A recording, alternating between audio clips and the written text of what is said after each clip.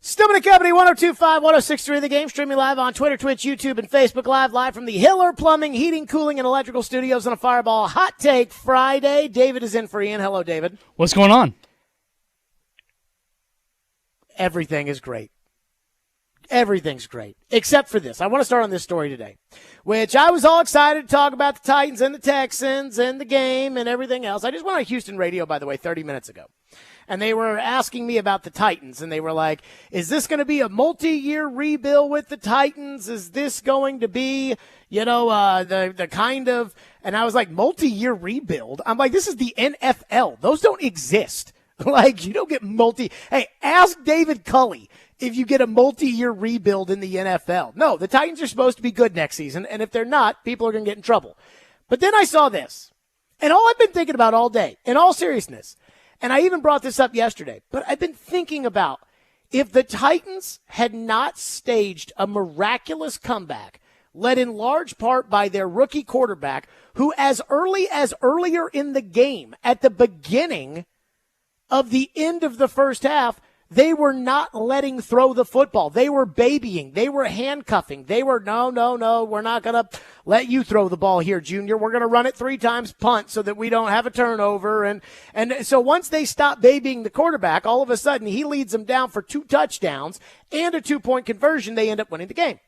And because they won the game, everybody's happy. Everybody's happy.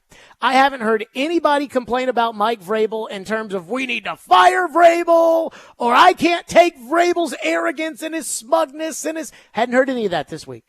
There's excitement over the young quarterback. What could be with Will Levis? What should be with Will Levis? What they need to get for Will Levis. And I'm like, man, this is positive. We have not had positivity here in a long time, since the Falcons game, I would say. When, Will Levis was throwing those bombs, and it was like, whoa, is this young guy going to save the Titans season? Which takes us to today. Within the last hour, this came out from Paul Kaharski at paulkaharski.com. The Titans are moving on from Tierre Tart. I saw that. I heard Caroline just say that at the end of the midday show. I thought, wait a minute, what? PK writes, quote, the Titans are parting ways with Tierre Tart after season-long issues reached a breaking point. The defensive lineman's been upset over his contract situation, and the team is unsatisfied with his effort and attitude. At best, during his 4 seasons, Tart was a key run stuffer for the team, but his relationship with the Titans has tumbled this season, as the feeling has been he could have gotten more playing time and been more effective if he had gotten better conditioned. So basically, the Titans think Tierre Tart's lazy, and Tierre Tart's mad that the Titans didn't give him a contract. Now, some of us could have seen this kind of coming, right? Tierre Tart, I want to say 2 years ago, won an off-season Player of the Year commitment award. He was an undrafted free agent in 2020, and he got suspended in that Cleveland game when he stomped on a guy like he was Albert Haynesworth. Boy, he really is Albert Haynesworth without the talent. He stomped on a guy in the Cleveland game. He got suspended. But he was a welcome addition with a rookie class that year in 2020 that is, quite frankly, has been ruled horrendous. So Tart ends up making the team. And then the next year, I think Tart won like the off-season Player of the Year award for how hard he worked in the offseason. Like, man, that must be a hardworking guy who wants to be a part of the football team, who understands that, hey, you want to be in good graces with Vrabel, you give it your all, you'll be there. Tart was a good player in 21. Tart was a really good player in 22. And in training camp this year, I thought Tart looked awesome. Last year, the way Tierre Tart was playing, I was telling people, that is a $9 million a year player. And since prices only go up in the NFL, that probably was an $11 million player.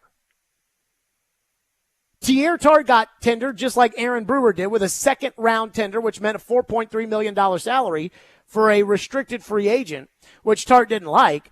But, I thought that was probably fair. I have complained about Aaron Brewer's $4.3 million for almost 11 months now. I didn't have a problem with Tierre Tart's $4.3 million. Now, there have been some whispers along the way here about Tart, and Paul even brings it up. Vrabel made a comment about his contract a couple months ago that I was like, Mike Vrabel doesn't talk about people's contracts and press conferences that I found to be a little surprising. But I guess the breaking point must have been this past week. And the Titans have decided they're going to move on from Tierre Tart. Now, in a lot of cases, I don't have sympathy for guys that do not understand how the collective bargaining agreement works.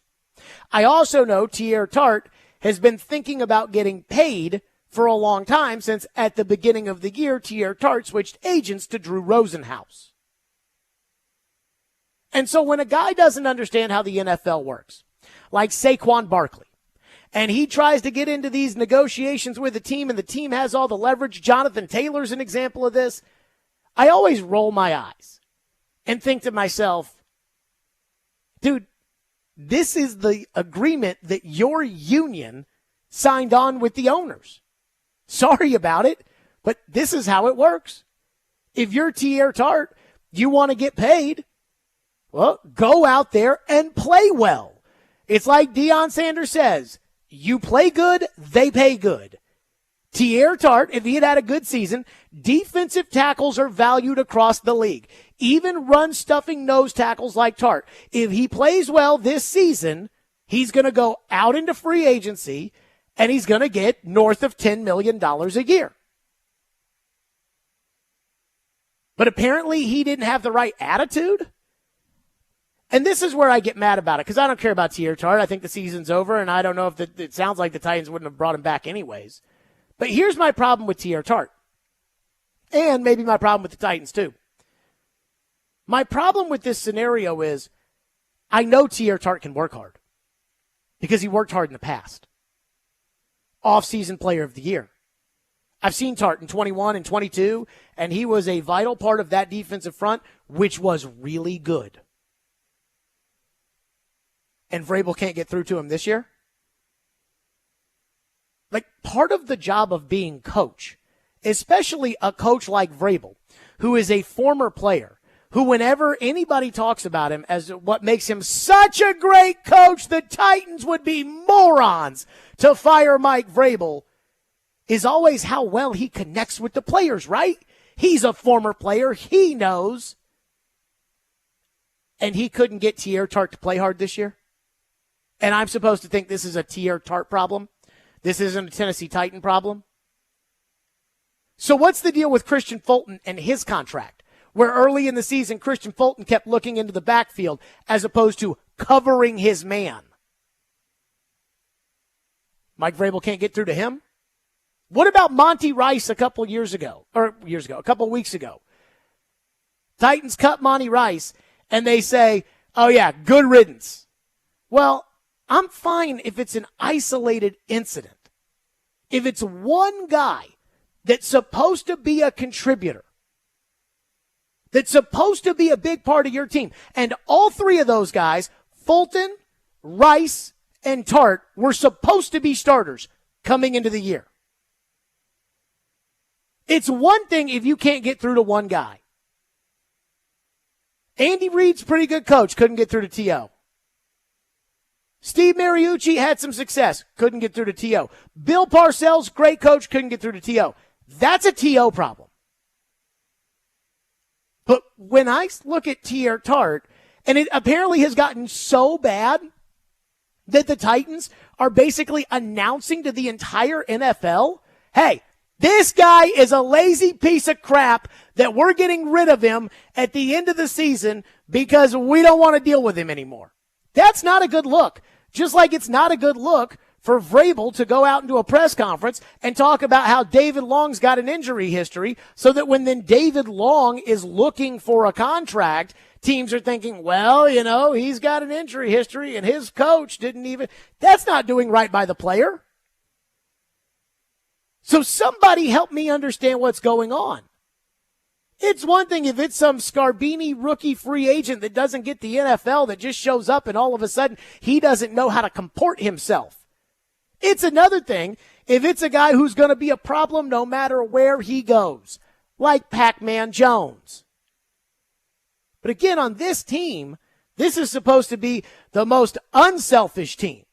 Vrabel's supposed to be the guy that gets everybody working together. And a couple weeks ago when they were losing and you guys would text in or call in and you would say, I think he's losing the team, I argued against it. Because even though they were losing these games, they were still playing hard.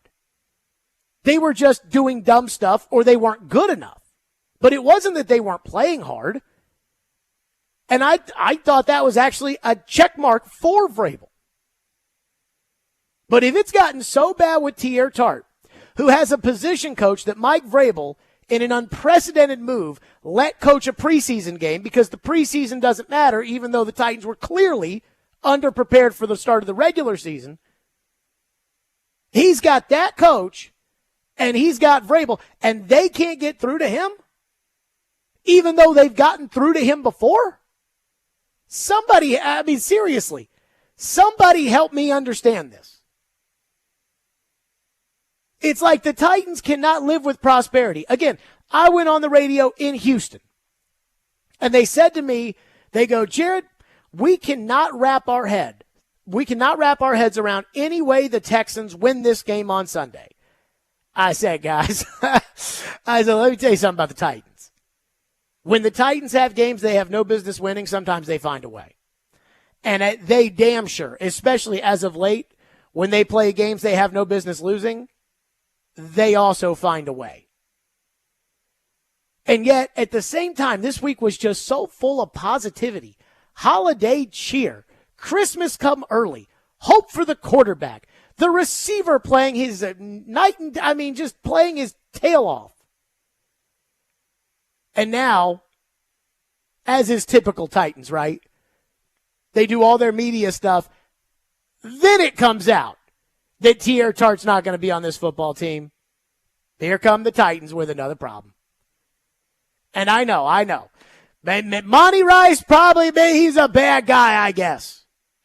Christian Fulton, I guess he's a bad. Tierre Tart, I guess he's a bad guy too. At some point, it is the job of the coach to coach these guys and to get them on the same page with the football team. That is the coach's job, not to just give up and say, hey, we got a solid, talented player who's a big part of what we think we're going to do, but he won't listen, so kick him out the door. And also, if this team had such a problem with Tierre Tart, why did they not get a bag of footballs for him like they did for Kevin Byard? And this is the problem with the Titans. This is why I don't trust the Titans. This is why, quite frankly, I don't understand the Titans, is because they make these moves that could be explained in a case-by-case scenario where you can explain to me how they took a guard with the 11th overall pick.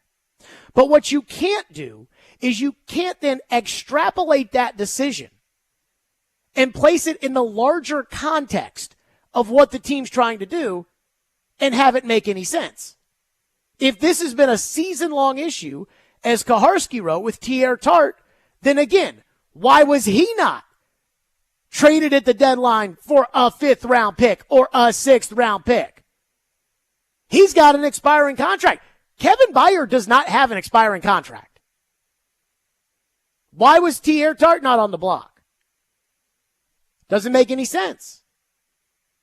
And you would say, well, Tart, in this one instance, he's not giving his all. He's focused on his contract. He's not in shape, which again, if a guy is focused on their contract, why would they come into training camp out of shape? But then why 2 years ago was he off-season player of the year? It just doesn't make any sense to me. 615-737-1025 is our phone number, 615-737-1025. We'll put that on the list if you want to get in on that on a Fireball Hot Take Friday. Just reacting to that breaking news that, by all accounts, it doesn't make any sense to me. Stillman and Company, and I will say this about the game on Sunday. This is a big one around here. It's a big one, and it should be personal. I'll explain. We'll get to that next. Stillman and Company on a Fireball Hot Take Friday, 102.5, 106.3 The Game.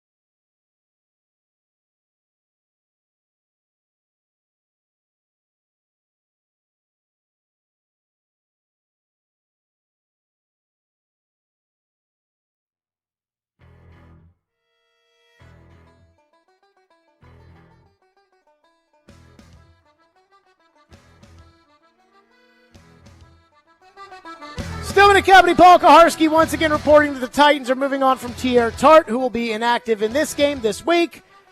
And I was just thinking about this during the break. I was reading your text because a lot of you are texting in and you're saying, Jared, you are just bashing Mike Vrabel. And it's like, no. I mean, look, how many other teams in the NFL are just kicking starters off the team?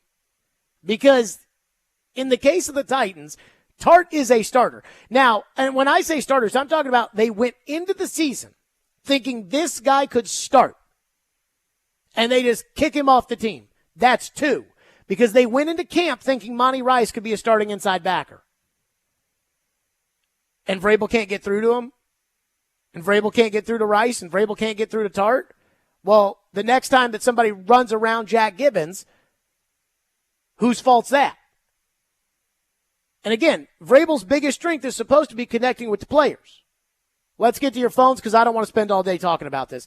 I just think it's ridiculous. I think it is utterly ridiculous that the Titans cannot get through to somebody who is heading into free agency and they can't get them to act right. And the Titans are supposed to be the team that, the leader of men, and they can't get them to act right. Let's go to Cam. Phone line driven by WilsonCountyHyundai.com on a Fireball Hot Take Friday. What's up, Cam? Hey, Jared. So I couldn't get a direct answer earlier when I tried to call the midday show, which is fine. But it completely off subject. No, Cam, I don't want off subject. Is this on subject or off subject? It's off subject. Okay, Cam, call back later. Thank you for your call.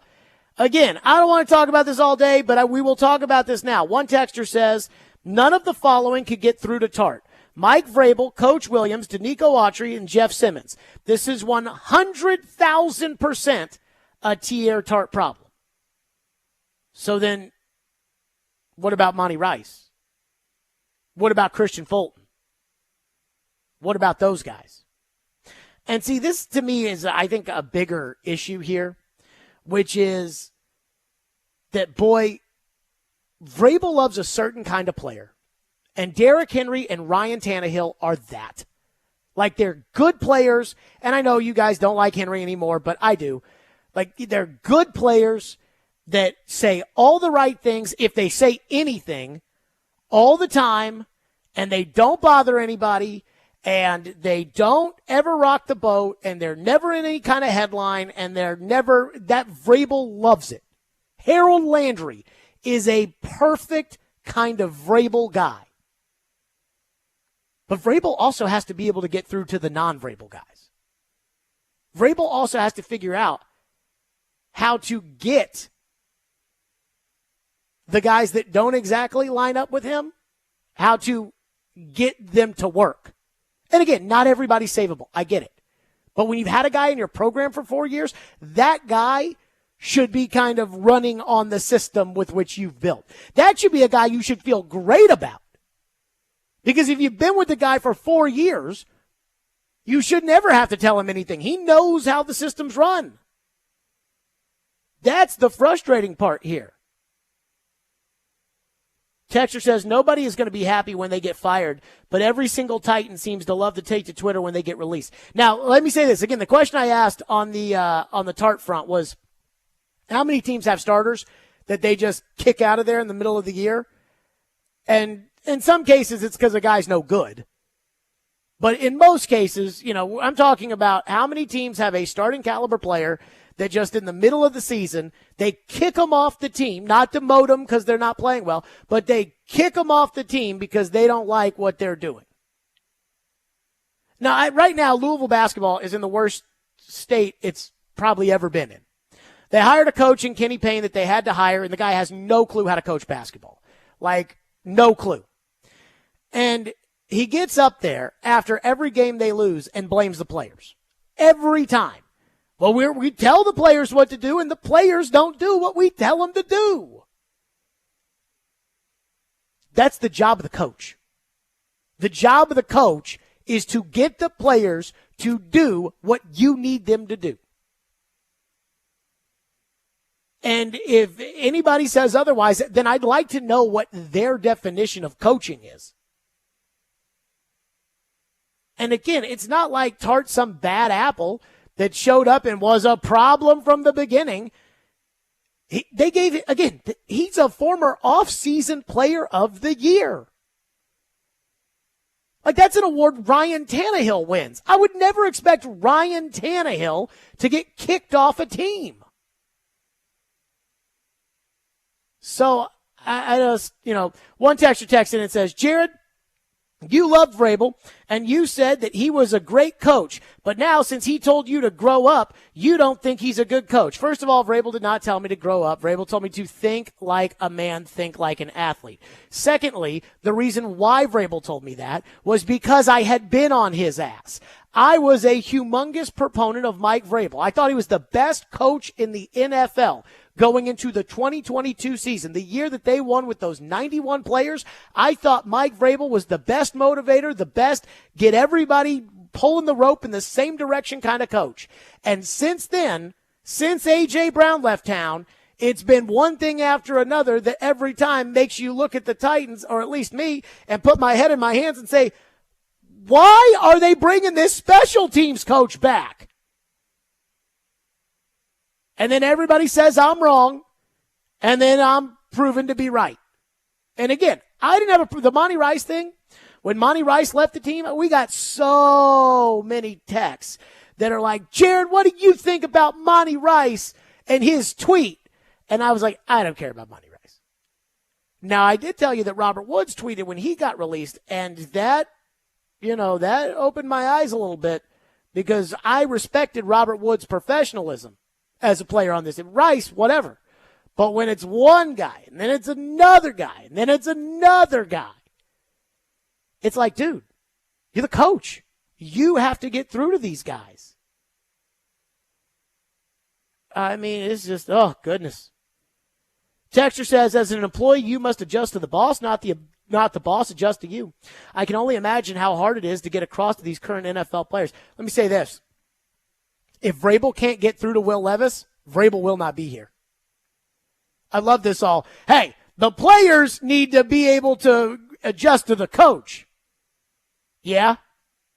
What about Levis? Or do the coaches need to adjust to Levis? See, it's real easy to throw that kind of just shtick and just bullcrap and just... Texter says, is it possible that Drew Rosenhaus influenced him to make any of the decisions he's made to force the Titans' hand? I don't see how this helps. This is from Michael. I don't see how this helps Tierre Tart as a free agent. Now teams are going to be like, oh, bad attitude. And I really feel like Vrabel's not trying to put anybody in that position. I think if Vrabel could do it again, he wouldn't have said what he said about David Long at the end of last season. But could Rosenhaus have been a problem in this? Absolutely. Let me say this. I met Drew Rosenhaus once. I've seen Drew Rosenhaus in conversation twice. And in both instances, I thought, ugh, when it came to Drew Rosenhaus. And I'm sure there's a lot of people out there that probably have a great relationship with Drew Rosenhaus. I'm sure he's quite the schemer, whatnot. But I mean, one time, I don't even know if I can tell this story. Yeah, screw it.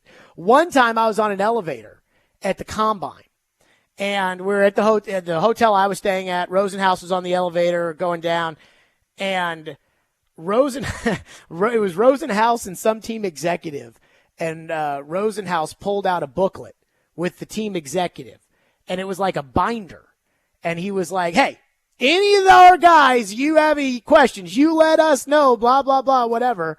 And I was sitting there in the elevator watching all this. I wanted to be like, I think this is tampering. I think that's, but it was just so sales pitchy, right? Then last year at training camp, Rosenhaus and Kaharski got into it. And, again, Kaharski starts crap with everybody. That's why Kaharski is where he is right now. But, I mean, he got into it with Rosenhaus, and Rosenhaus turned around and started yelling at him. Was like, you're a nobody, Paul. And, I mean, Paul does vote on the Hall of Fame. And I'm like, if you're Drew Rosenhaus, don't you need to have good relations? Like, you're an agent. And so don't you want to have a good relationship with the people who vote on the Hall of Fame or whatever? So I'm not a huge Rosenhaus fan. Though, again, I don't really know him. Texter says, Vrabel's releasing these guys so he can pick them up when he's coaching New England. Again, Tart was a free agent, so none of that matters. One texter thinks that the Titans released Tart as a form of tanking. I'm not sure I believe that. 615-737-1025. All right, I'm done talking about this for right now. To the game on Sunday, which I do think the Titans need to understand is personal. Like, this needs to be personal. This should be personal for the Titans. We'll get to that coming up next here on the program. Stillman & Company on Fireball Hot Take Friday, 102.5, 106.3 The Game.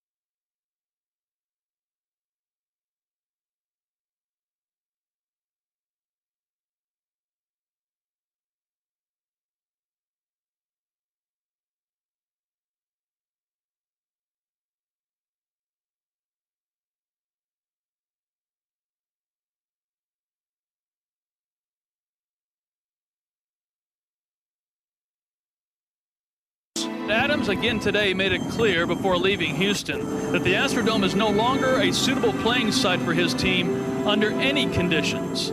They can't expect me to sit here and go broke. There was absolutely no public consensus for building a new building for him. The apathy among the fans was the incredible part. It was like, don't let the door hit you in the rear end. Are you all ready for football? Yeah!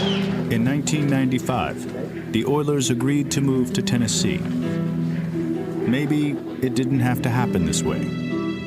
Not if Houston had gotten over the hump. Had they won that game, Oilers never would have left Houston. Houston would have given Bud Adams the $180 million in public money he needed for a new stadium.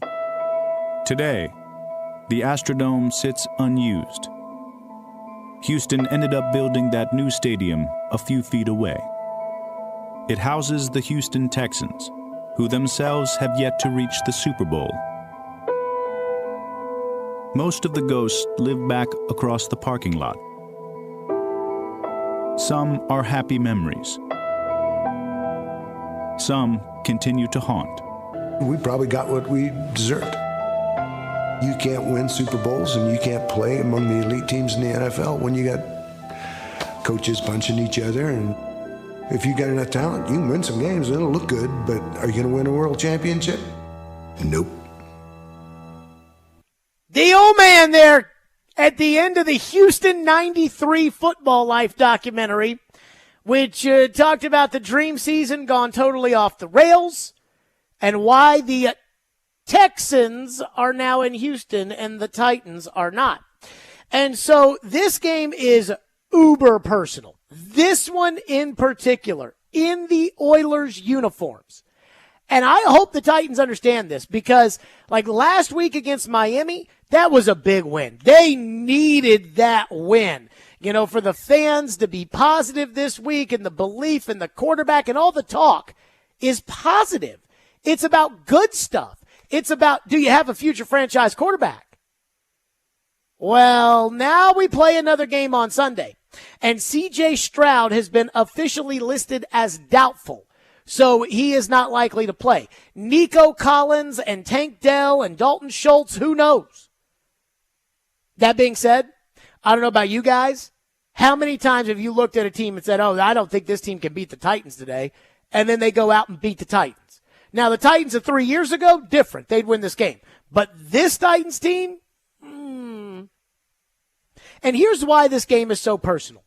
Number one, we know that Houston has always been personal to the Adams family. It wasn't that the city didn't want football anymore. They built $1 billion stadium for the Houston Texans. You heard in the cut right there, John McClain said Bud Adams wanted $183 million of public money. They ended up getting something like $1 billion for NRG Stadium.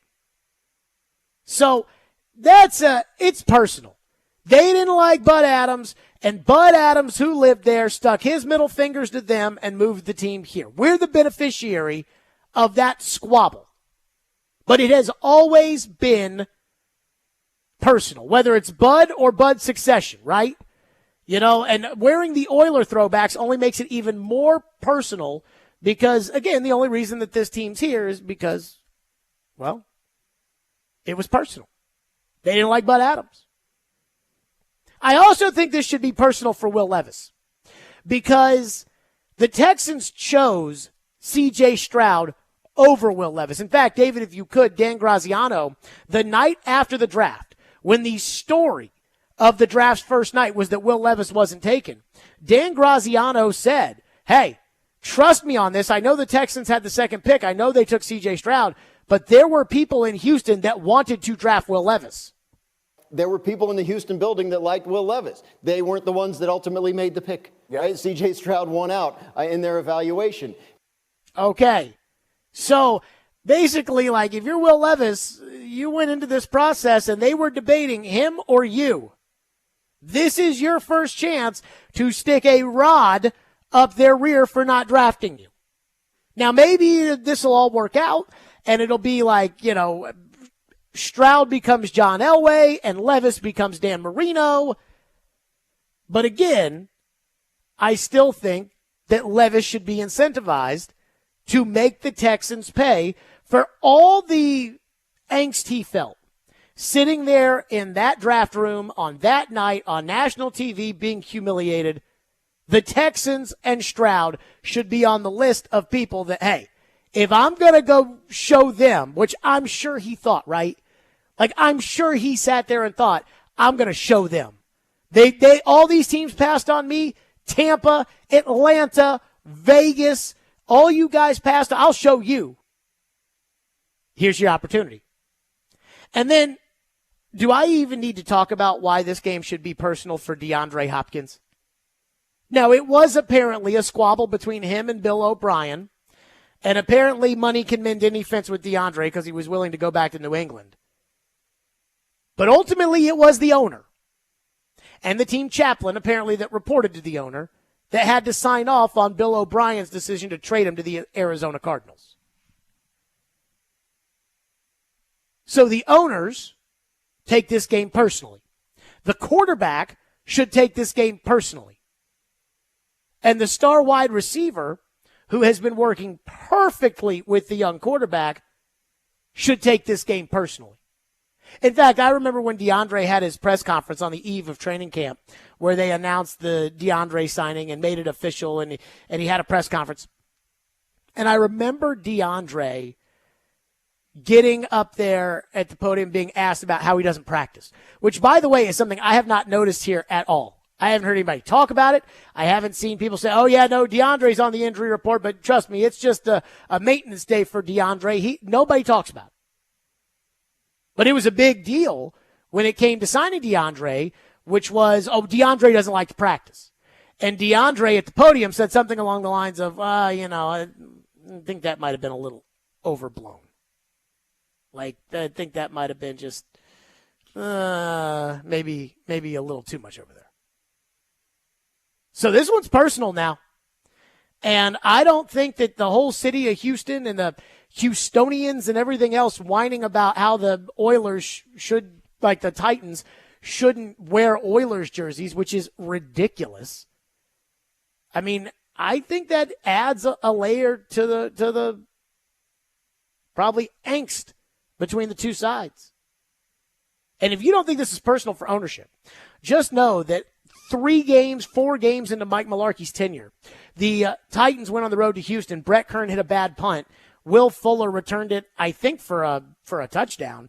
And Bobby April, the special teams coach, got fired the next day. I was in Rosh Hashanah services, and somebody said to me, they fired the special teams coach. And I was like, really? Oh, sorry, everybody.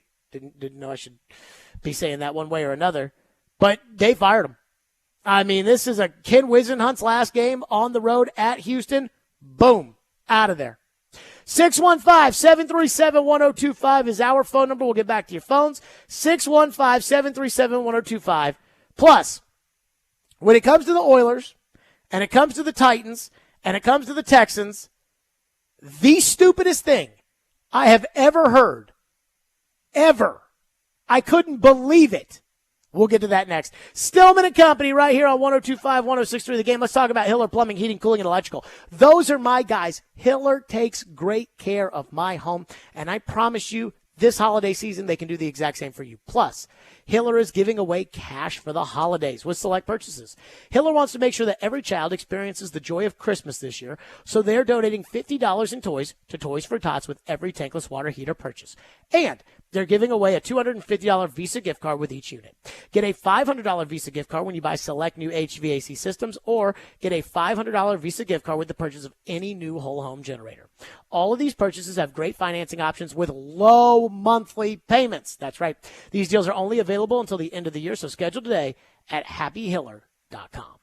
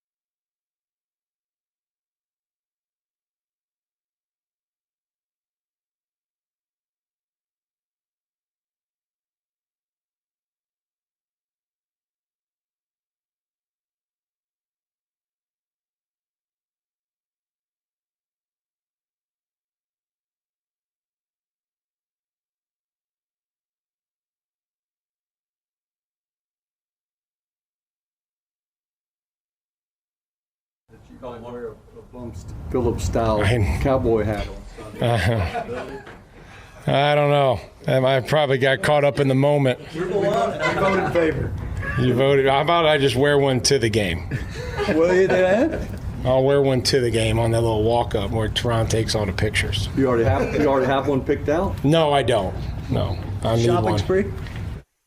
There you go. That's Vrabel. Maybe he wears the Bum Phillips hat. I highly doubt it. And I'll tell you why Vrabel's not going to wear the Bum Phillips hat on Sunday. Because if they lose, Vrabel will probably feel like I distracted the team with my own selfishness, which is how he should feel if he wears the Bum Phillips hat and they lose. So I went on Houston radio today, and the host was talking about, the Oilers uniforms, and he was like, I'm not a Texans fan. This is the Houston radio host talking. He said, I'm not a Texans fan. I'm a Texans observer, but I was an Oilers fan. Now, when the Oilers left, the franchise was dead to me. But it sickens me to see those uniforms being worn. And I was like, whoa. I was in the 3rd grade, and I went to a Tennessee Oilers game where they lost to Ryan Leaf and the Chargers. I do believe Frank Wycheck had the only touchdown for the Titans in that game, by the way. May he rest in peace. But I went to that game. I saw those uniforms. What I thought was funny, I was talking to Blaine Bishop at training camp about this, and I said, as a kid, we were just like, all right, well, a new team, we want our team and our stadium and we don't care about the Oilers. And nobody was buying Oilers jerseys and Oilers hats and Oilers. Nobody cared about that. And now all of a sudden it's like people can't get enough of the Oilers stuff. When they were the Oilers, nobody was interested in buying it, and everybody was waiting for the new team and the new logo and the new jerseys. Which just kind of always tickles me a little bit, one way or another. But I don't understand this entitlement that Houstonians feel to those uniforms, right? Like, teams change cities, and sometimes they change team names, but the Sacramento Kings wore, Kansas City Royals? That they wear those throwback uniforms. The New York Jets wore New York Titans uniforms. I don't understand. Teams leave cities sometimes, and they even sometimes keep their names. I mean, I don't think that anybody thinks it is appalling to Oakland that the Raiders are out there scoring 70 points last night wearing Raider uniforms. I don't get this idea that, like, the Titans aren't allowed. That's their throwback. Just like how the Eagles wear the Kelly Green throwback Philadelphia Eagles uniform, that's their throwback to their yesteryear. The creamsicle Buccaneers uniforms, that's their throwback. This is your throwback. I don't understand why this is why people get so worked up about it, right?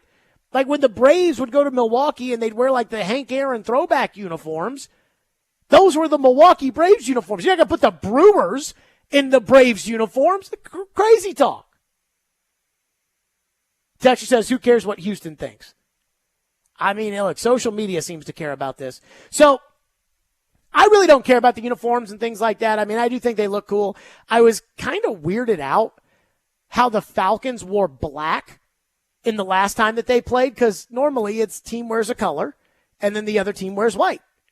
When you go on the road and Jacksonville chooses to wear green, you wear white. When Indy chooses to wear blue, you wear white. When the other team chooses to wear white, you wear blue. But in this game, you wore blue and they wore black. That didn't make any sense to me. So I don't know what to expect the Texans to wear on Sunday. Now, I do have to get to this. I did not see this until I heard Big Joe Dubin say this morning. I was listening to Chase and Joe. And you know how when you listen to Chase and Joe, there is, I have no idea what Chase and Joe are going to be starting their show off on. That's just, when it comes to listening to that program at 9 o'clock, it could be anything. And so they did start on all the people that are complaining about the Oilers, Texans, Titans uniforms or whatever. And I heard this take. Apparently, Taylor Lewan said this. This is Joe Dubin. And the way Joe Dubin just dismissed it made me laugh out loud in my car. Taylor Lewan had a really dumb tweet that says, every year when the Texans and Titans play, the winner should be able to wear the uniforms the next time they meet. Badge of honor adds to the rivalry. Rivalries make sports better. That's pretty stupid right there, Taylor. I mean, it's so true. So he tweeted out, Taylor Lewan actually said that he thinks that the winner of the game should be entitled to wear the throwbacks. What is this, like the video game?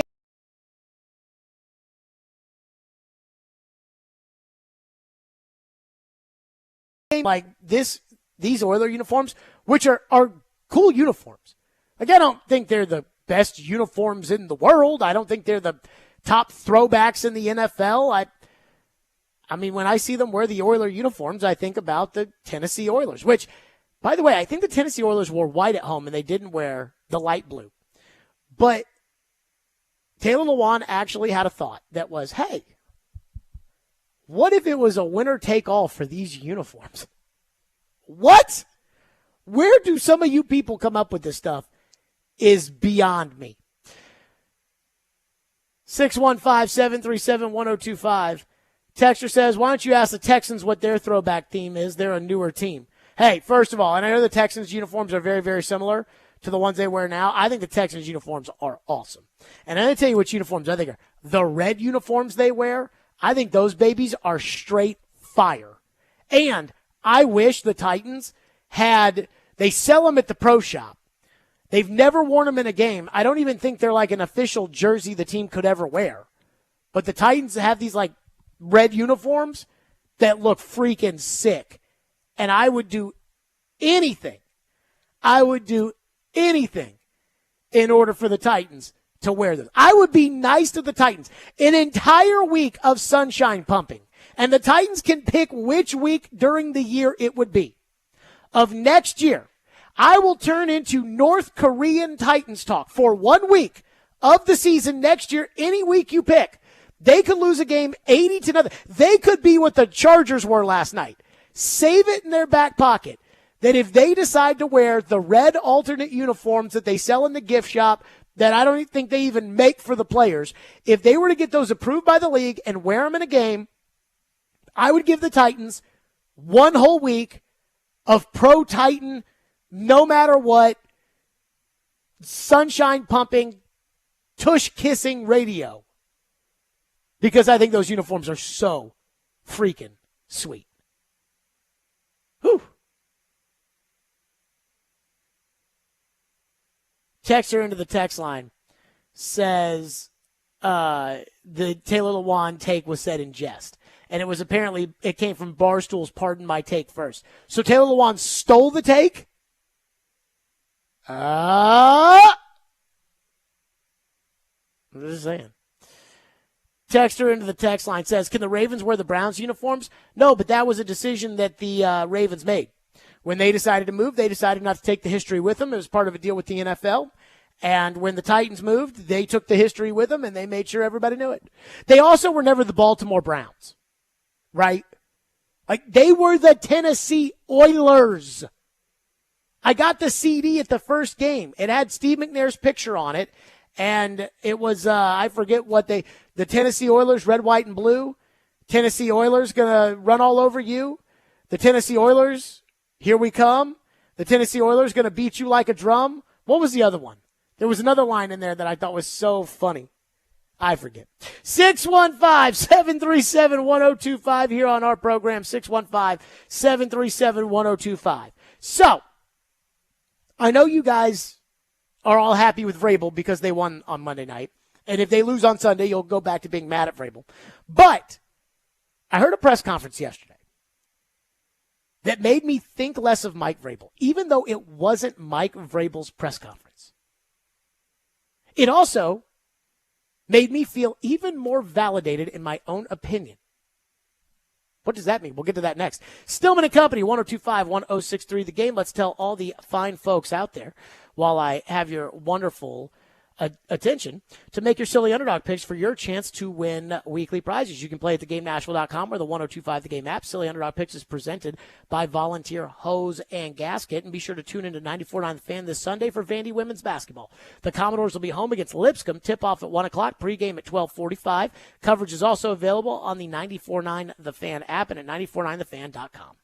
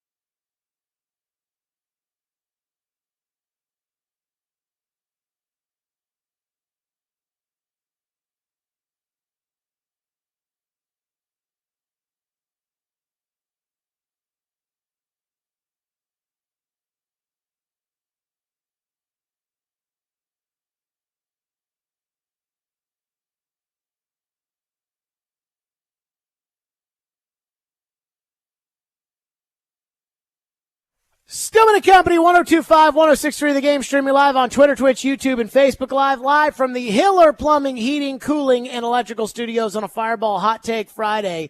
So I think a lot of times people think that I have some sort of agenda, right? That I'm like paid one way or another. And I'm really not. Like, I don't go out of my way looking for things that drive me crazy. They just happen to find themselves to me. And that's certainly the case when it comes to Mike Vrabel. I think there's a lot of times I see in the text line, people are like, oh, you're mad at Vrabel because you guys got into it in the press conference. Like, first of all, that's not the first time we got into it. That's not the first time. We got into it in 2019. We got into it last year, and we get into it this year. And that's just par for the course. Again, it's not personal. It's personnel. You got to start playing some better football. But yesterday, I saw the press conferences that the Titans assistant coaches had. Tom Quinn, the special teams coach, along with Tim Kelly and Shane Bowen. And I don't know Tom Quinn from a jar of Vicks, right? I am happy he is now the Titans special teams coach because I couldn't stand the guy who was the last special teams coach in Craig Aukerman. And as soon as he got in there, Danico Autry blocked a kick, and it was the first kick they've blocked in forever. Now, it would have been a full victory lap on my anti-Aukerman belief for the last 5 years had Eric Garrer not tried to run up and touch that punt. But still, all in all, I felt like the special teams, the punter off the street, the way he punted, were markedly improved under Tom Quinn in 1 week. Now, I didn't know anything about Tom Quinn, and I saw that he was a special teams coach since I was in high school until 2 years ago. So the guy has a lot of experience. We bitch about Jason Houdeling's lack of experience, but Tom Quinn's got experience. So I watched the press conferences yesterday, and immediately I'm like, this dude is a coach. He looks like a coach, and he talks like a coach, and he articulates things like a coach should articulate them, where he makes it very clear what is supposed to happen and what did happen without going into, any kind of detail that gives away too much information. But this was Tom Quinn. This was his press conference yesterday talking about Eric Garrer's mistake muff the other night at Miami. What have you talked to Eric about this week after return and decision making? So critical when our defense stops them, especially a team like Miami. Our job as the punt return team is to give the ball now to the offense, to transition it to the offense. And special teams takeaways are so costly where they happen on the field. It's not happening at midfield. It's not happening in the plus area. It's happening, towards our goal line. So we just got to make a better decision. Got to stay away from the ball and give the ball back to our offense. Were you in the returner? How does that process? Technically, was the pull on the arm illegal? We haven't heard back, and again, we got to stay away. For you in the returner, in that situation where he's going to feel it, in that low red zone, how does that process work? Okay, so he's got to run up and yell, Peter, Peter, Peter, to get the guys that are blocking for him off of the blocks and out of bounds. So if the ball does hit him, it's not turned over. So that's the first thing. And then he's got to make the decision. If he can catch it, he can go ahead and fair catch it. We've always got that ability to do that. And then lastly, if it does hit the ground, you stay away from it. There's sometimes when there's no one around you, if it takes a candy hop right into you, and then you could gain additional yards. So those are the different scenarios. Seemed pretty simple to me, right?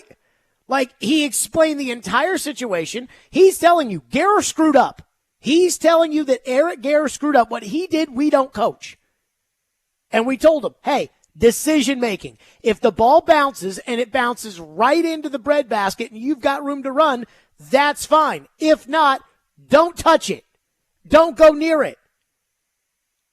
And he was asked, and he explained, and there wasn't anything more or anything less. It's like, after hearing that, I feel like I understand what it is that he's telling the player to do, and now the expectation is the player will go out and do it. This is Craig Aukerman, the guy he replaced, and again, that sounded like a real coach. That sounded like a guy who, again, has coached special teams in the NFL with the Giants since I was in high school, since Vince Young was on the Titans. This guy has been coaching special teams in the National Football League. This is the guy he replaced, Craig Aukerman, the guy that for years I couldn't understand why he was still on the coaching staff. This is him last year. After Kyle Phillips muffed the punt against the Giants, and then Amani Hooker and Robert Woods couldn't catch punts against the Bills in week 2, this is how Craig Aukerman approached it. That's right. All right, who's going to start out with the punt return question today? Yeah, well, that's it. There, come on. What's Ha ha ha ha ha. Now, which one of those two sounded more like a coach to you? And that brings me back to, again, the main issue here, which is Vrabel. And that is, it feels inevitable that Vrabel's going to come back next season as the coach. And no more, as much as I think that, again, Vrabel might be like Peter Laviolette. There may just be a shelf life. And then after, when time's up, it's time to go. You guys are going to learn that the hard way. It's okay, I guess. Maybe I'm wrong. I don't know. But it feels inevitable that Vrabel's coming back next year. Well, if Vrabel's going to come back next year, one thing that I beg of him, that I almost am certain that he will not hear, no more bull crap on the coaching staff. I know you like the guy. I don't know Craig Aukerman. I don't care. This is a guy that got up there at the press conferences last year and was like, hey, when it comes to kicking, we just want to be able to kick from 40 to 49. And I've always thought, if a guy can't do a press conference, he probably can't talk to the players. Right? It's all the same. It's public speaking. If you can't do a press conference, you probably can't talk to players. Vrabel, gets all pissy pants in some of these press conferences, but he can handle the press conference. He just chooses not to sometimes. But if you can't handle the press conference, you can't coach players. And so when I hear that, it makes me think less of Vrabel, because Aukerman was the guy that Vrabel went to the absolute mat for until he couldn't anymore. Like, he could not defend Aukerman anymore after that Colts game. And so finally he made the move, and it was obvious he didn't want to make it, especially when he walked off and when Paul was asking him basically if Amy was the one who called for the decision to fire Aukerman. They put in Tom Quinn, they block a kick, and then Tom Quinn handles a press conference. And again, like a coach, confident in what it is that he's telling everybody he expects the special teams returners to do, doesn't give out too much information, doesn't treat people with disrespect, and doesn't look like a bozo getting up there saying, hey, we only want to kick from 40 to 49. How could it be that Vrabel was so in love with the guy who only wanted to kick from 40 to 49? The guy who said that Kyle Phillips didn't have any problems physically catching the ball, to which Kaharski said to him, well, you say it's not physical, but physically he's not catching the ball. How could Vrabel think that guy could coach better than this guy? Oh, it drives me crazy. Woo! Drives me crazy. One texter says, Jared, if Mike Vrabel apologized for that press conference, would you lay off? Vrabel is a good coach, and you once was a Vrabel fan. You once were a Vrabel fan. You are a hypocrite in a way. If Mike Vrabel called me today, I'm going to be dead serious with you. If Mike Vrabel called me today and said, and I don't know if Vrabel thinks the way you guys think. I don't, again, and when I say you guys, I mean, I'm talking about some of these people in the text line. Maybe everybody thinks it. I don't know. But I don't think the way that a lot of people are pinning me to think. If Mike Vrabel called me and he said, hey, man, like, I don't know if you're mad about that press conference, but I want to clear the air with you, and I just want you to know that, let's let bygones be bygones and blah, blah, blah. Do you know what I would say in return? I would say, Mike, you don't have to do this. You need to coach better. And I have no problem saying that. Now, I've told PR people this so many times. I'm like, you have my phone number. If you got a player that comes up to you and says, hey, Jared Stillman, blah, blah, blah, give him the phone number, say he can call, we can have a conversation. And do you know how many times that's happened where somebody's actually called? 0. 0 times. One time, got to be careful here about what I divulge in this one. One time, there was a player on a team that was very, very, very unhappy with something that he said that we then discussed that he said. And the team's PR guy called the program director freaking out. So I went up to the PR guy and I said, you've got my phone number. You can give him my phone number, and if he's got a problem, he can call. But he said it, and we're discussing what he said. Like, that's all I'm saying. He can give a call. And the PR guy said, I think that they probably like it better if you were to go and talk to them on their turf.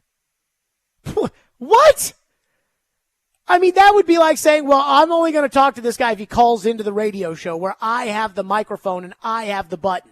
No, I'm saying you can call me. And again, if Vrabel were to call me, it wouldn't be like, hey, I like Vrabel. I really, truly like Vrabel. You guys are going to disagree with that, and you can think whatever you want. But what I'm mad about, I'm not mad about what he thinks of me. I don't care about that. What I'm mad about is what the Titans have been trying to do at left tackle and right guard, and that's the stuff that I'm mad about. I'm mad about I'm not mad about special teams from the standpoint that, I didn't like the guy that was coaching them. I'm mad at special teams because they got 2 kicks blocked 2 weeks ago. You're out of the playoffs because of special teams. You got a kick blocked against the Saints, led to a field goal. You lost by 1 point. You got 2 kicks blocked against Indianapolis. I think we can all agree you lost that game because of that. And the Ravens game, you allowed a 70-yard return, and you gave them 3 free points. You were down by 11. You gifted them 6 points. You were down by 11. At the end of the game, inside the goal line, basically, when Malik decided to jump back inbounds and go down inbounds, you were down by 11. You take away the 6 freebies that you gave to the Ravens in that game, all of a sudden you're down 5. It's a different ball game. That's what I get mad about. The other stuff, I don't care about the other stuff. 615-737-1025 is our phone number. Texter said, speaking of Vrabel's bad coaching staff, how are you feeling about Bowen after the Miami game? Let me tell you something. I give them no credit for the Miami game. Tyreek Hill got hurt. Corey Curtis, News 2, will join us coming up next here on the program. Stillman and Company, 102.5, 106.3 The Game. Let's talk about Fireball Whiskey. Fireball Whiskey goes down so smooth and it tastes so great. There is no better way to ignite the night than to do it with ice-cold Fireball Cinnamon Whiskey. That's right. I love Fireball Whiskey. Once again, it goes down so smooth and it tastes so great. If you've got a holiday party, this is kind of the time for holiday parties, the time of the year for holiday parties. Be sure to be the guy that brings the Fireball Whiskey or gal to your holiday party. That's Fireball Whiskey. Ignite the night. Please do it responsibly. Be 21 years or older to enjoy Fireball Cinnamon Whiskey.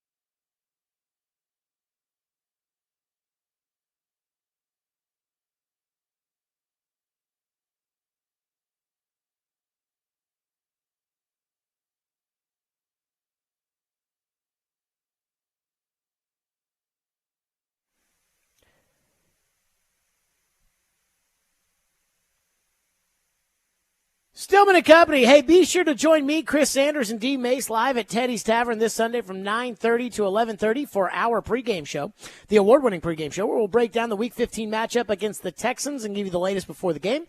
And the award-winning pregame show is presented by Parman Tractor and Equipment and Beast Unleashed. Now, again, I was on Houston radio about 30 minutes before we went on air today, and they said, Jared, there's no way that we can see the Texans winning this game. And I'm like, I don't think that you guys watch the Titans very much or understand how the Titans operate. Corey Curtis joins us now on the program from News 2. So, Corey, let's start here with the miracle win Monday night in Miami. Would it be as miraculous if the Titans lose against the Texans on Sunday? No, because the Titans are not 9-3. The Titans are 5-8. So the Titans, their record says they're flawed. So it's not a miracle when you go and you beat a flawed team. I know the Texans are banged up, but Davis Mills has beaten the Titans before. So Davis Mills beating the Titans would not be a miracle. That is right. He did beat them last year when Malik played quarterback. Now, if Malik has to play quarterback in this game, that's going to be an existential crisis. But anything's possible in the NFL. Quarterback and the Titans win, that's another Music City miracle. So I am the only person on the planet, Corey, that is not willing to give the coaching staff credit for the defensive performance on Monday night, and I will tell you why. Because Tyreek Hill got hurt, and I think Tyreek Hill is that entire team. I think Tua stinks, and I'd rather have Sam Darnold than Tua, and people get mad when I say that, but I truly believe that. I think Tua stinks. And I don't think it was coaching that led to their success on defense. I think it was Tyreek Hill's ankle that led them to success on defense. Am I being unfair? I think there's room for both. I think you can have a good plan, and I think that the injury certainly helped. I mean, look, I've thought of him as an MVP candidate the entire season, and I think that game shows you even more how much of an MVP candidate he is. And I do agree with you that he means way more to Tua than Tua means to him. I mean, he's the most dangerous player on offense in the National Football League. That's just fact. Now, I do think the Titans did have a good plan. I think getting to the quarterback was paramount in that football game because, like you talked about, I don't think Tua is a world beater, so it's a lot easier to defend the quarterback than all the guys he's getting the ball to. And so I think getting after him was big, and it was easier when he didn't have, the cheetah to obviously throw to. I thought they defended sideline to sideline pretty well, though. I mean, better than I expected. I think they, they've had some injuries and stuff, but I think they found some tougher guys to put on the field. And I think that goes for offense and defense. They may not be as talented, but I think they're tougher and more competitive. And I think that's starting to bear out a little bit. You mean tougher than Andre Dillard?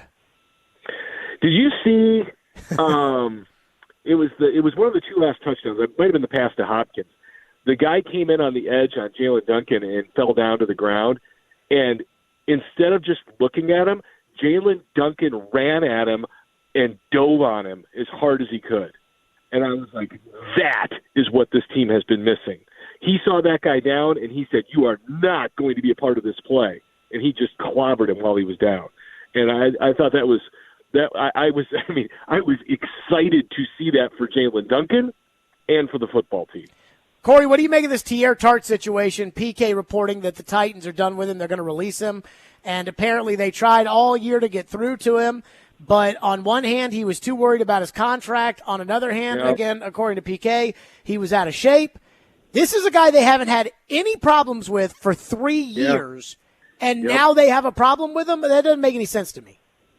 Well, it's crazy because, what are they paying him? Like $3-4 million this year? $4.3 million. Yeah, I mean, I don't know about you, Jared. To me, that's pretty good money.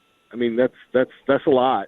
Especially for a guy who bounced around junior colleges and got a real opportunity here. He's responsible for becoming a good player, but they gave him the opportunity and helped coach him up to become a good player. I think there needs to be some mutual respect there. I do. And it's disappointing to me. And, I'm not in the room. I don't know what's being said back and forth. But when I see that he's not practicing, and it's not injury-related, I'm like, oh, my goodness, what's going on? Because, he's a good player. I mean, He's a good player. And, I don't think that this helps him. This doesn't help you make more money when people can view you as a malcontent or someone who's, if he doesn't get the money he wants, he's gonna sit out on you. And I don't think that that's going to help him come negotiations. And again, I don't know, but suddenly, seeing around all the colleges he bounced around, might make a little bit more sense.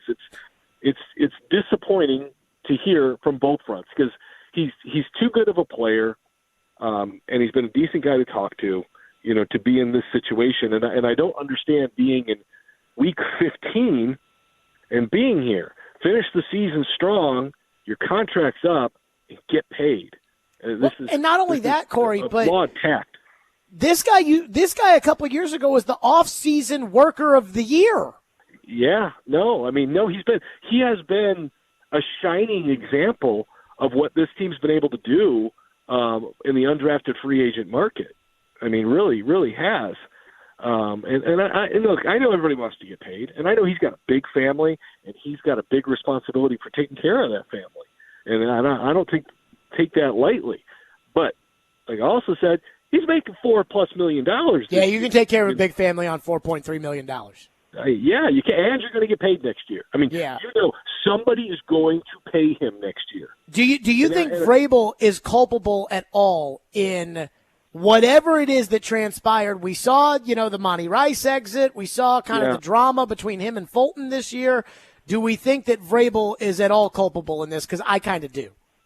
Well, I mean, I think, obviously he probably wields a little more power in personnel and dealing with that personnel and their existence here. He talked about Tierre earlier this year and telling him there was room for both helping the football team and helping his family. So obviously this has been an issue kind of ongoing throughout the year.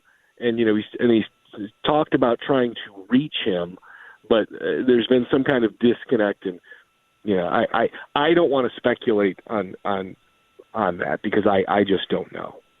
Do you think that the Titans are going to finish the season strong with Will Levis at quarterback and give everybody hope about this operation going into next year? I may have some recency bias, but I do. I think they've got an excellent shot to be 7-8 with 2 games to play because you've got the Texans who are really, really banged up. And I feel like, if C.J. Stroud doesn't play, I'm not saying they will win, but it's a game you should win. And then you're going to have a Seattle team coming off of a short week. They play on Monday night against the Eagles, and they're going to be likely riding a 5-game losing streak when they get here. And so, that's a real opportunity to be 7-8. Even if they ran the table, their playoff chances are only like 16%, but that's kind of irrelevant. I mean, all that really matters about the 2023 season is finding your quarterback. And everybody, I think, believes that they found their quarterback at this point. And that's all that matters. And so if you can win a few games headed in that direction as well, then yeah, I think people will be pretty pumped for 2024. Fireball Hot Take Friday. What's your hot take this week? Somebody scoffed, laughed, mocked me last Friday when I talked about being excited to see that Monday night game because I wanted to see the quarterback and the offensive line. And I was excited to see them both. The offensive line's not perfect, but they're tougher and they're getting better. Okay? Jalen Duncan makes them tougher. There's no question about that. Well, I just think not Andre Dillard makes them tougher. I agree. And, I understand the signing, and they didn't wait forever to take him out. I think they could have taken him out sooner, but they, I get it. If we can just, if they can just get Dylan Radins to stop with the false starts. And the holding. They didn't call a hold. That big throw to Spears down the sideline. I mean, Radins basically picked up a guy and bear hugged him. And it's like, on one hand, well, they didn't call it, but that doesn't mean that won't get called in the future. Yes, you're right, but it happens all the time. No. There's holding on every play, and there's what Radens did on that play, and they're not the same. it was a big hug. Okay, let me ask you this. I know you got to go, but they put in Throckmorton at guard to give him a look in that game. Do you think that there's a chance that they're seeing if Throckmorton as an answer at guard to move Brunskill to right tackle? I think it's one of two things. I think it's either that, or I think they're going to see if they can make Throckmorton their starting right tackle next year. Okay. Excuse me, starting right guard next year. Yeah, because I was going to say, well, then why not put him at right tackle? Right. But yeah. I mean, he's a big old boy. I mean, he's large. I certainly think it's one of those two things. That it is either they are seeing if he can play right guard so Brunskill can play right tackle, or if they're going to let Brunskill go in free agency and see if Throckmorton can be their right guard, because the Titans are always looking for a Scarbini they can plug into the starting lineup. I don't know why. It drives me crazy. I know they're going to do it this upcoming season. TD said yesterday that he thinks they have 10 starters that are in place for next year, which means they need 12 more. But then I went and did the math. He might be counting Spears and Okonkwo, and I'm not counting those two guys. So I've got eight starters that are under contract for next year. And I know the Titans are going to fudge it somehow and put a Jack Gibbons back in there, or somebody who doesn't belong starting in the National Football League. Is going to drive me crazy. Well, inevitably, yes, because of the imaginary salary cap, they will do that. No! The salary cap that the owner will impose on the salary that she is willing to spend. That is different than the cap that all the other teams are supposed to abide by, so they can't spend a bunch of money, but somehow it doesn't stop the teams that want to spend it. Corey Curtis, News 2, as always. Corey, great stuff. Appreciate you. All right. Hope you had a happy Hanukkah. Oh, very happy Hanukkah. Thank you, and you have a very Merry Christmas. Stillman and Company, 615-737-1025 is our phone number here on the program. We'll get back to some of your phones. One texter hits on something that Corey said that I think is inevitable, which we will get to. Also, Gentry Estes and I seem to be seeing eye to eye with a column in the Tennessean. We'll get to that later this hour as well. Stillman and Company, 102.5, 106.3 The Game.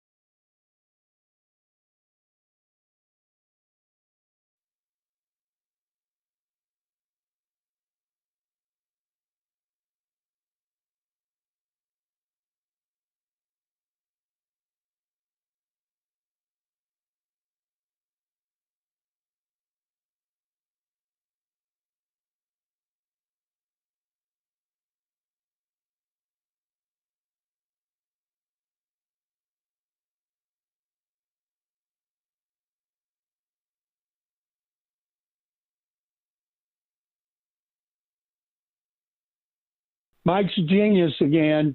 It's amazing, isn't it? Everybody's ready to run him out of town. Now he looks smart.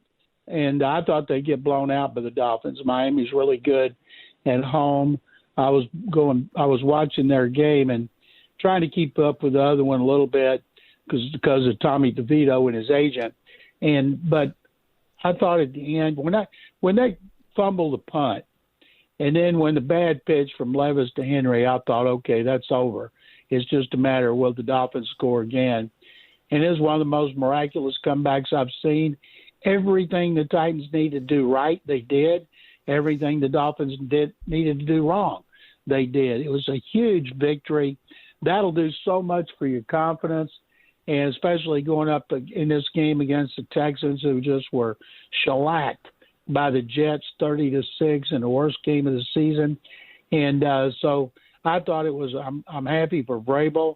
I don't know Will Levis, but to be 3-3, and I'll tell you what, he needs to temper the way he plays. I know Vrabel talked about that. He can go nuts on the sideline. That's fine. But, boy, he can't go nuts. He keeps playing like that. There you go. That was John McClain on with Chase and Big Joe. And you see right there, Vrabel's a genius, and now they're playing the bad Texans. And Corey Curtis said in the last segment, he goes, I think the Titans, what did he say they were going to be, 6-8 or 7-8? Yeah, he said they're going to be 7-8. Because he thinks they're going to win this week against the Texans, and he thinks they're going to win next week against the Seahawks. And I thought that Seahawks game was a trap game for the Titans when the schedule came out. Christmas Eve instead of Christmas Day, which means it's a Saturday game. Now they're playing on Monday Night Football, so a super short week, and they have to fly all the way from Seattle. You do realize Seattle is the furthest place away in the NFL.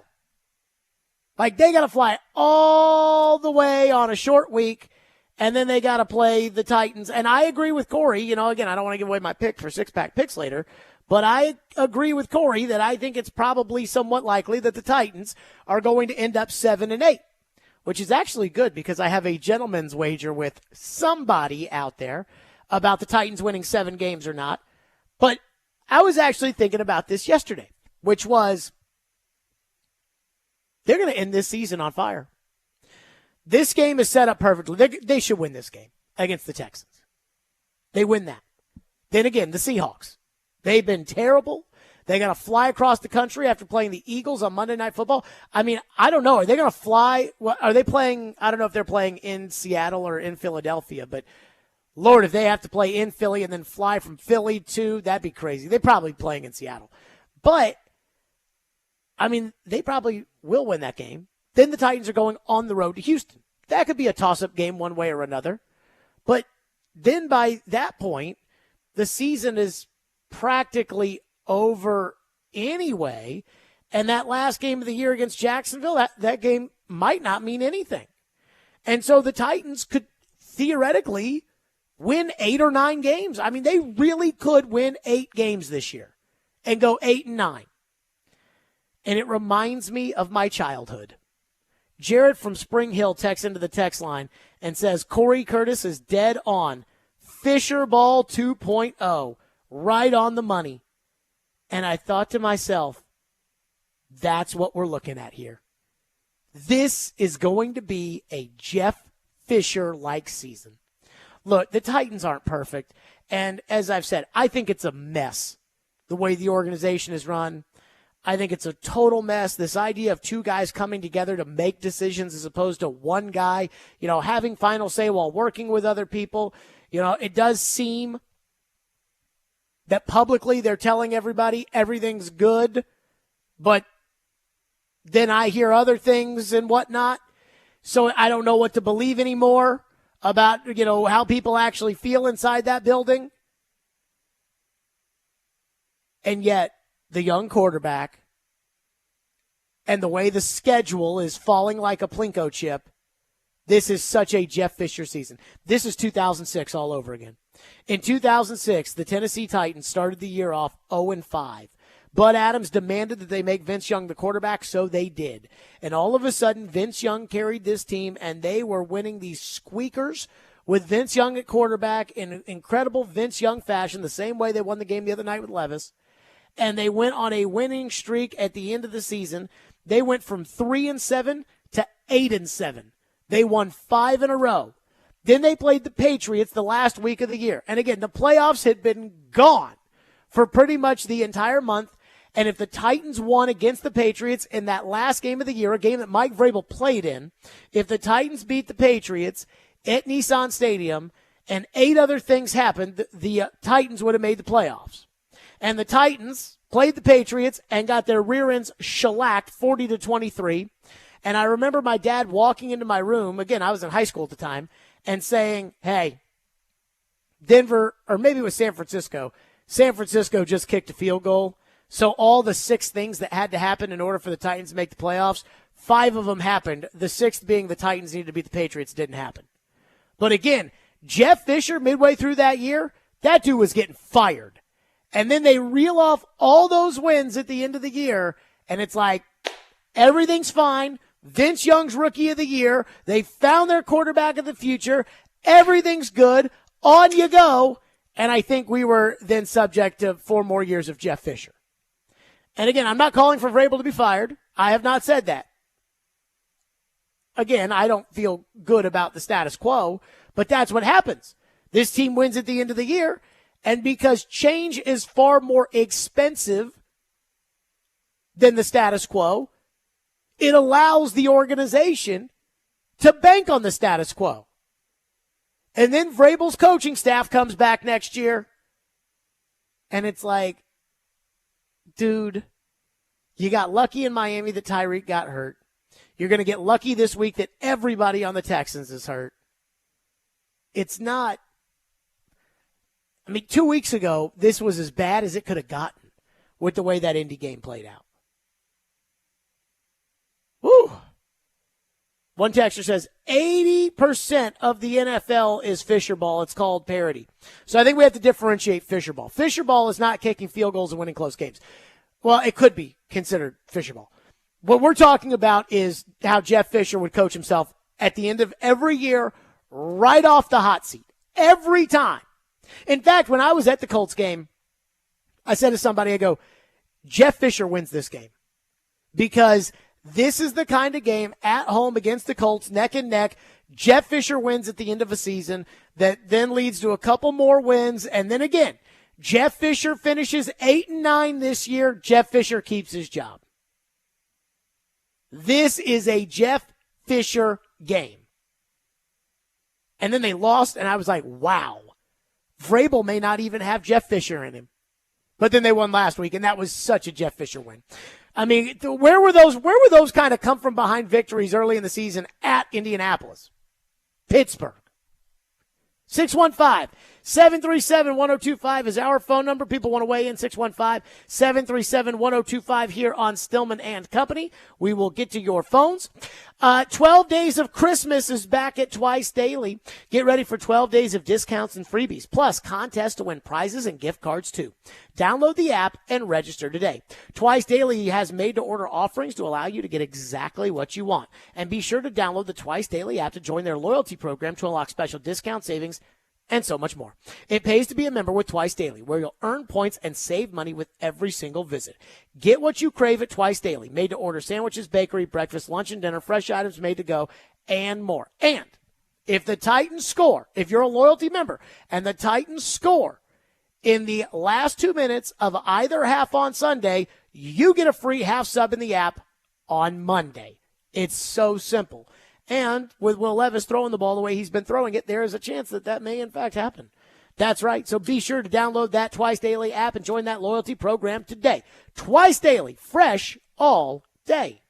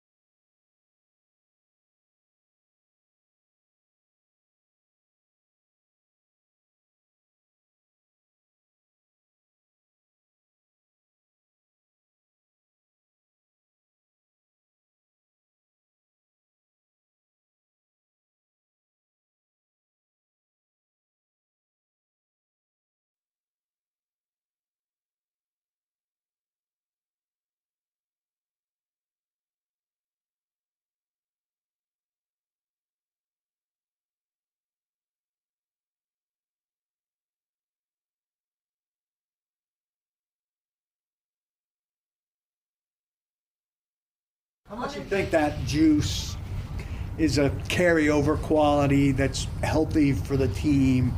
Especially, we saw it most vividly when you came off the sideline after the second touchdown. Yeah. What are you feeling there, and what's it mean to the team? Yeah, it's interesting because I think, as a quarterback, as a competitor, as a leader, you hear about staying calm, cool, and collected, and there's definitely some, something to be said about that, and I feel like I keep myself that way a lot. But when there is those times that you are able to, show your emotions, and, this is an emotional game, and you can't have it bottled up all the time, just be yourself out there and show those emotions and wear your heart on your sleeve sometimes, and just sometimes that's just you can bring other guys up with you. So it's just knowing when to use it and being authentic with it. There you go, Will Levis and his juice, apparently. I just say, hey, man, you're the quarterback. But whatever, as long as you win, doesn't matter. Texter says to the phones, I went from thinking the Titans were going to lose the rest of their games before the Dolphins game to now thinking they're going to win every game. The texter says, I would be a little nervous if on the road at Houston, but I went into this time last week on Friday, and I thought to myself, this could get bad. The next 2 weeks could get bad. Because I looked at a Dolphins team that was averaging, 36 points a game, that had Tyreek Hill, who might be the league MVP, who probably should be the league MVP, and the Titans' defense couldn't stop anybody. And I'm like, oh, boy. Oh, boy. But then, thanks to an iffy non-horse collar tackle by Sean Murphy-Bunting, Tyreek Hill went out of the game. The Titans then decided to use the Tyreek defense on Jalen Waddle, which absolutely takes Jalen Waddle out of the game. And I think Tua is both indecisive and not very good, and he got exposed without Tyreek Hill. Levis works a miracle, and all of a sudden, you win. You could play the Dolphins 10 times, and you probably won't get that result any time but the one time that it happened. But it happened. Then, I thought the 2 weeks were going to be really bad because I see C.J. Stroud and the Texans coming to town, and I know how the Titans desperately wanted C.J. Stroud ahead of the draft. They didn't get C.J. Stroud during the draft because they let everybody know who they wanted, who they had their eyes on, and so they ended up asking Will Levis to the prom instead, but everybody knows that they settled for Will Levis, including Will Levis. And if C.J. Stroud comes in here and plays this defense that can't get off the field, that couldn't stop Michael Pittman and Alec Pierce after getting waxed on national TV by the Dolphins, and C.J. Stroud comes in here and does his thing against the Texans where it's way more personal, I'm like, oh, this is going to be bad. This is going to be bad. But now C.J. Stroud's hurt.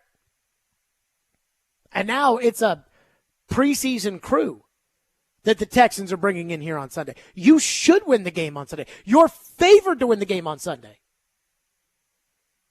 It's wild how that happens in the NFL, isn't it? It's wild. Every coach I've ever known in my entire life has had good teams, bad teams, and it's always like, well, we were right on our way.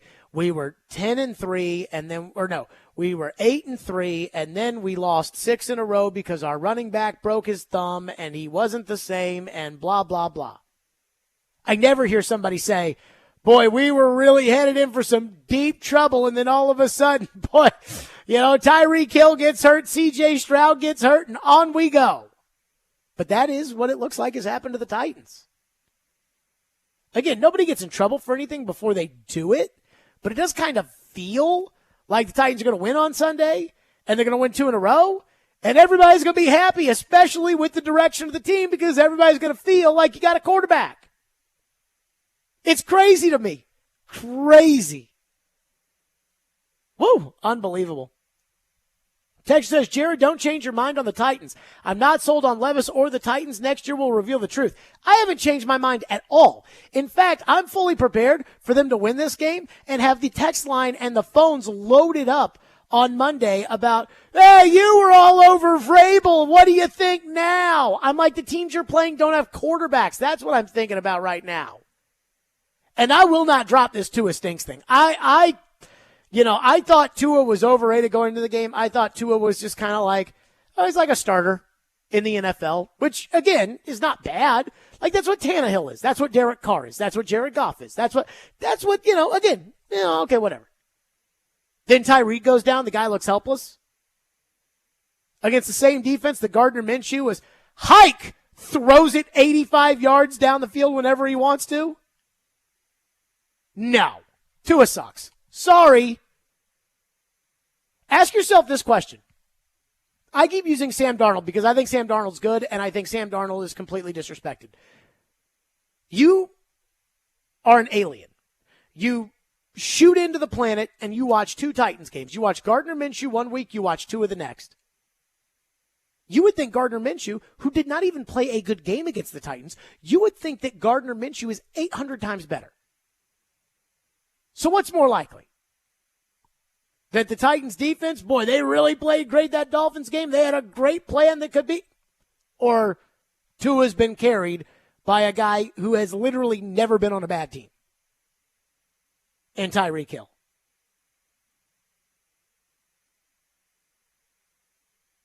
Texter into the text line says, I really love your show, but Jared is an idiot. I mean, I've always told people, I said there's 3 segments of the audience that listen to this show. There is, a third of the audience that loves me and loves the show. There is a third of the audience that loves the show but hates me, probably because we talk a lot of Titans and Predators and things like that and don't waste your time talking about things nobody cares about. And then there's a third of it that hates me and hates the show, and that is the most engaged part of our audience. It's amazing. Tyler says, do the Dolphins win that game if they have Sam Darnold? I vote yes. I think right now, if something were to happen to Brock Purdy, and I like Brock Purdy, but if something were to happen to Brock Purdy, I think the 49ers would be fine with Sam Darnold. Just saying.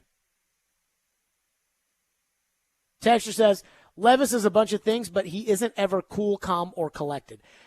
I think that will come. I really do. I think that, again, it's a learning process. Texter says, Vrabel is good at game planning for quarterbacks like Tua. The Titans do well against Lamar every time they play him, and they suck against really good pocket passers. Well, then why did they get roasted by Gardner Minshew? They got crushed by Jalen Hurts last year. I could be wrong. Robbie Stanley just texted me and says, you and Sam Darnold. Hey, I remember when Robbie Stanley was crapping all over Jared Goff, and then for the last 2 years, Jared Goff's actually been decent. And I think Sam Darnold is that kind of quarterback, and I think Tua is that kind of quarterback, and that's why I'd never give Tua $50 million, which is the going rate. When the Dolphins give Tua $50 million this offseason, and they're going to do it, when they give him $200 million, $50 a season, because that's the going rate, I'm going to laugh my tush off. Oh, my goodness. 615-737-1025 is our phone number, 615-737-1025. I am convinced the Titans need Derrick Henry back. And no, it is not because of the warm fuzzies of, he's a fan favorite. I don't care about that. It's because of what he means to the young quarterback. Apparently, I'm not the only one who thinks that. Why does this have to be so difficult? We'll get to that next. Stillman and Company on a Fireball Hot Take Friday, 615-737-1025 if you want to weigh in. 615-737-1025. In an effort to aid those affected by the tornadoes from this past weekend, the Community Foundation of Middle Tennessee and the United Way of Greater Nashville have activated emergency relief funds. For more information on how you can donate, visit cfmt.org or thegamenashville.com.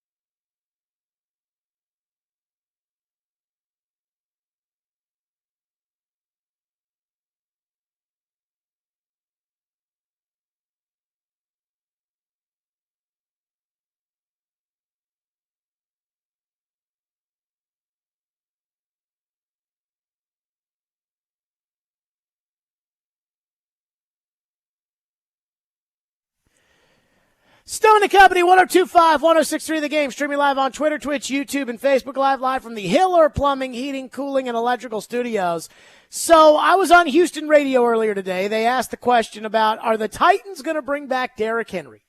And I almost laughed out loud into the phone. And the reason I say this is because yesterday, our number one story was, after watching the Hard Knocks of the Dolphins, getting ready for the Titans, it was all Derrick Henry, Derrick Henry, Derrick Henry, Derrick Henry. The head coach was talking about Derrick Henry. The defensive coordinator was talking about Derrick Henry. The linebackers coach was talking about Derrick Henry. Their entire defense on Monday night was built around Derrick Henry. Why'd they lose? The quarterback. Maybe if they spent a little bit more time on the quarterback and not on the running back, maybe they would have won. But Derrick Henry is the star of the Titans.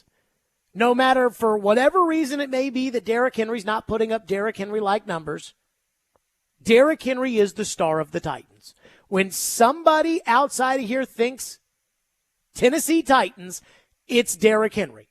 When the Titans have a game of somewhat national importance because it's on Monday Night Football or whatever, and they're previewing it on Thursday Night Football where they show the two players side by side, it's always the other team's quarterback and Derrick Henry. That's how people view the Titans. And so I believe that bringing Derrick Henry back is paramount because it takes pressure off the young quarterback who next year, this is going to be the big jump for Levis, is between year 1 and year 2. And Gentry Estes agrees in the Tennessean, saying, quote, "It'd be strange to see Henry in another uniform, but it happens. It gets forgotten how Eddie George didn't play his entire career with the Titans or Oilers. His final season at age 31 was with the Dallas Cowboys. He had been released by the Titans." Gentry brings up the same points that I made, even credited me with having made those points in his column, but says they got to bring Derrick Henry back. Gentry writes, "If that can happen to Eddie George, the greatest player of the Titans era in Nashville, there is no guarantee about the coming months with King Henry." By the way, I do take umbrage with that. I think Eddie George is the third best player of the Titans era. I think Derrick Henry is 1, Steve McNair is 2, Eddie George is 3. That's just me. But he says if it can happen to Eddie, it could happen to Derrick Henry. Gentry writes, "The Titans would be better off with Henry than they would be without him. And I believe they understand that. It just probably won't be that simple." Can I ask why it doesn't have to be that simple? To me, it really is simple. The Tennessee Titans are going to need starting players at roughly 12 to 14 spots, including running back. Derrick Henry is the best player on your team. Derrick Henry, even though he is getting older, Derrick Henry still gets the top of attention from everybody you play. The Titans should make Derrick Henry an offer that is representative of both a true investment and belief in the running back. They have to offer him a deal that shows he's a priority. And when they offer him the deal, they have to show it's a priority. That's why I'd go to Derrick Henry after the season. And I'd say 1 year, $10 million. That's the deal.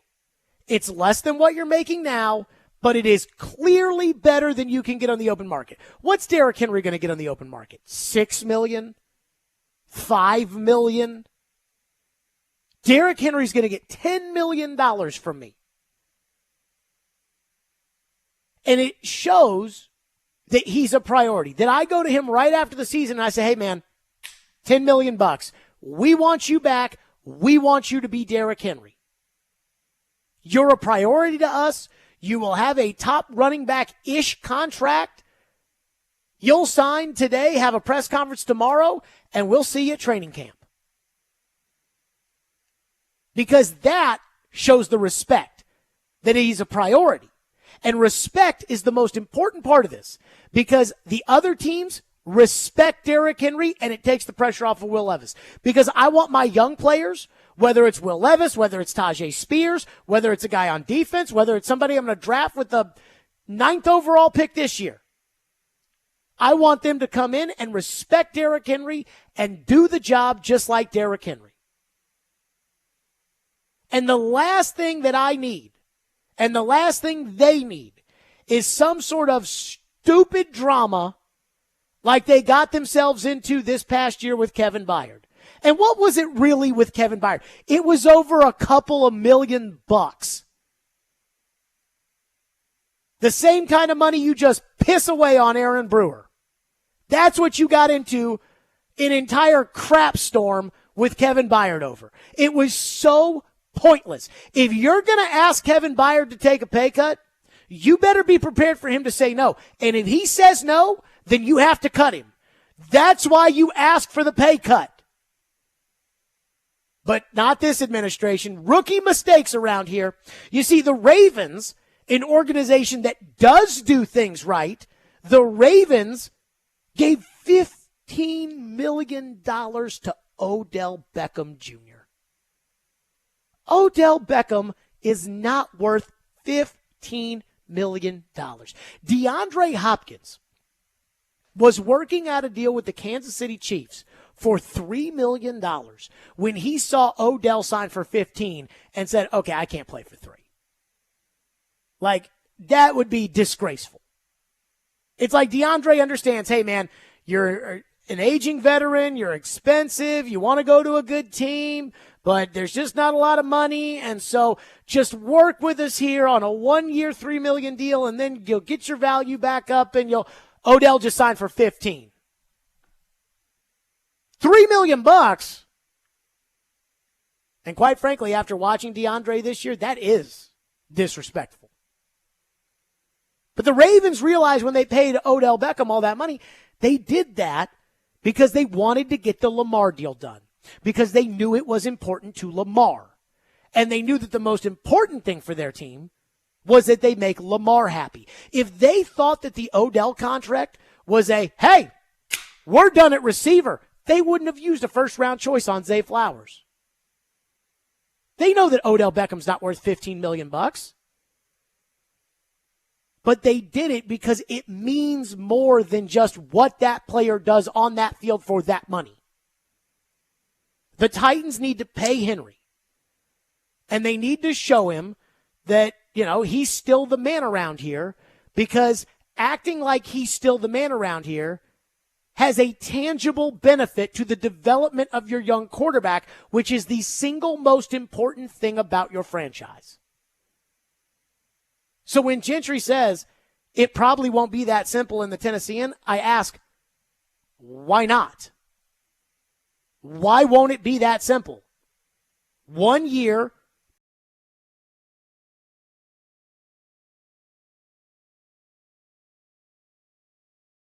Why can't you give Derrick Henry the money that you gave an unproven Andre Dillard? Why not? It is that simple. And I just know how this group works. The commission. They think they have to win every single negotiation. They can't see the big picture of things. I don't think they'll make it that simple.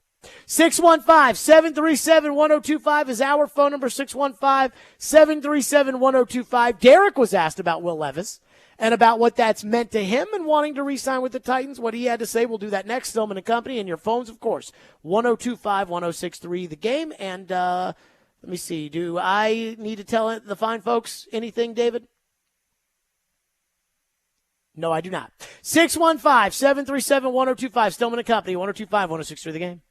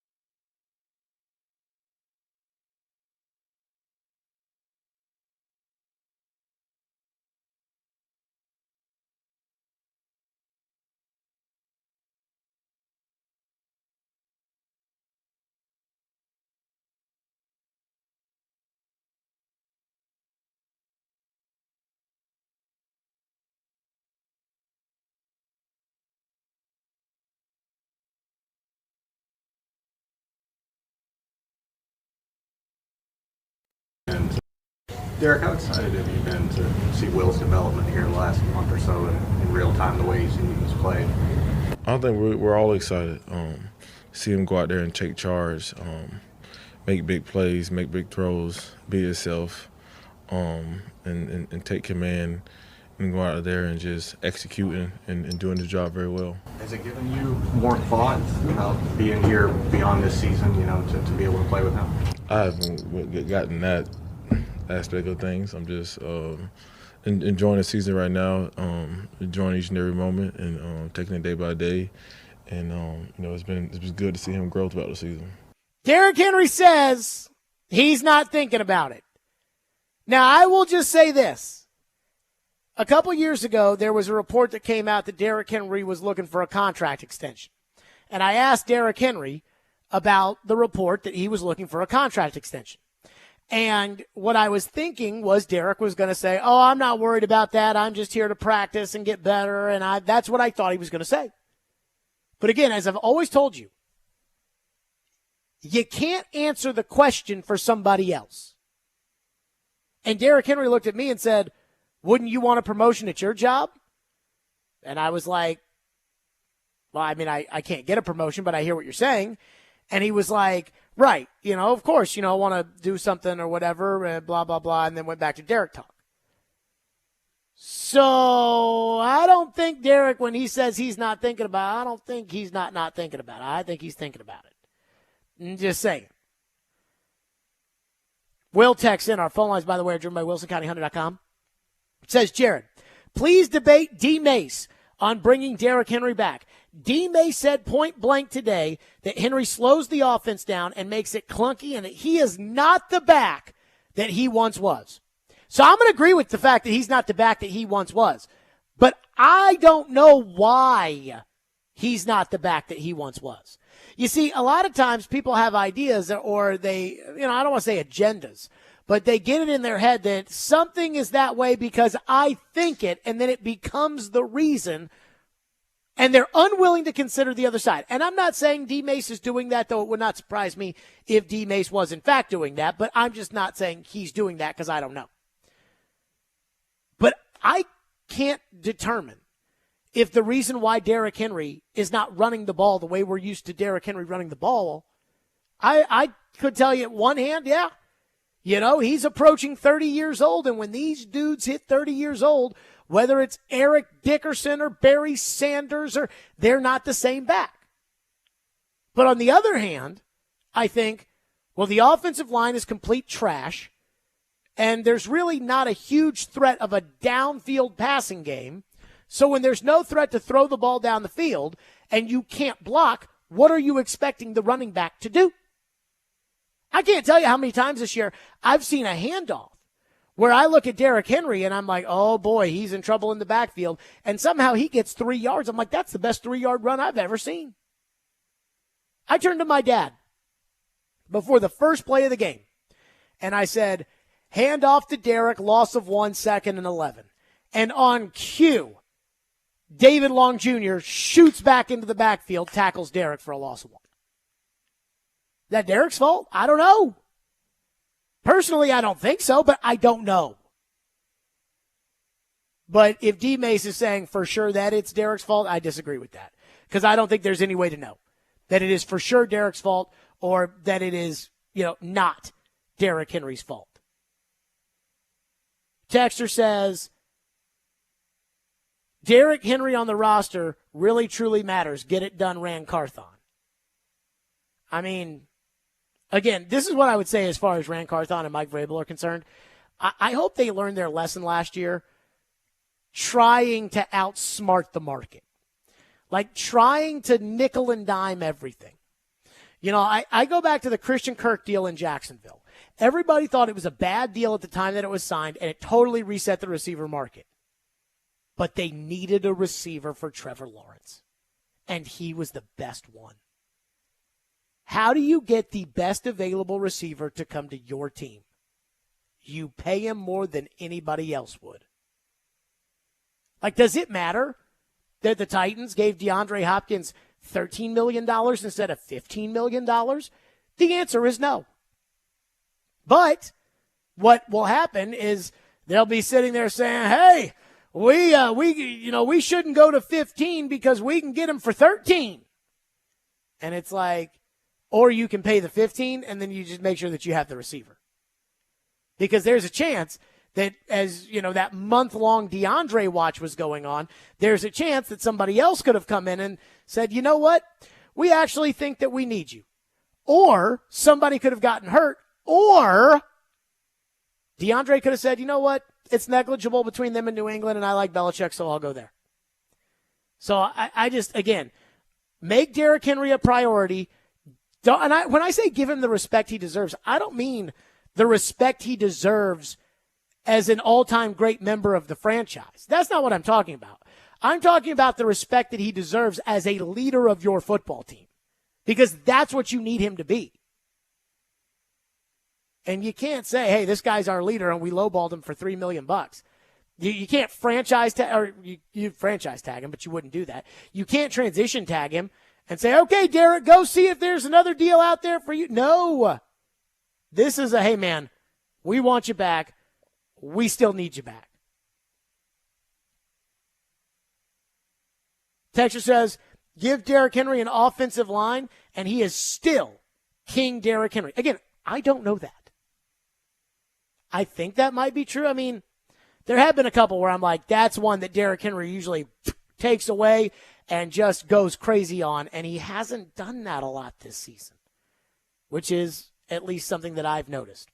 Cam is up next and has been waiting patiently on our program. Thank you for calling. Cam, go ahead.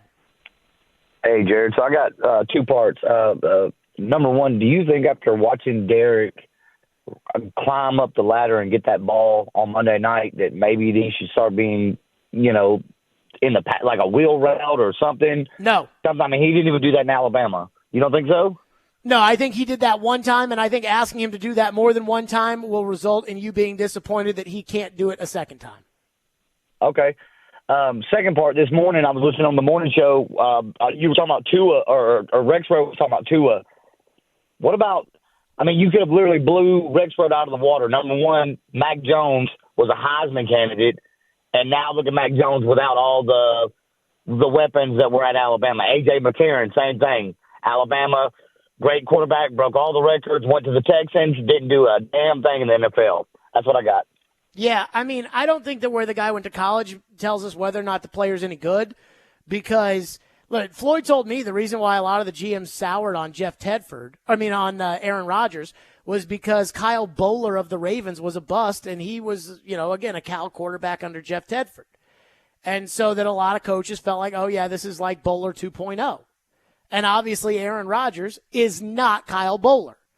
And so, I don't believe in doing that in terms of saying, well, Mac Jones stinks, so that means Tua stinks. Because Eddie Lacy and Trent Richardson were not Derrick Henry, but they played the same style and they played at the same school.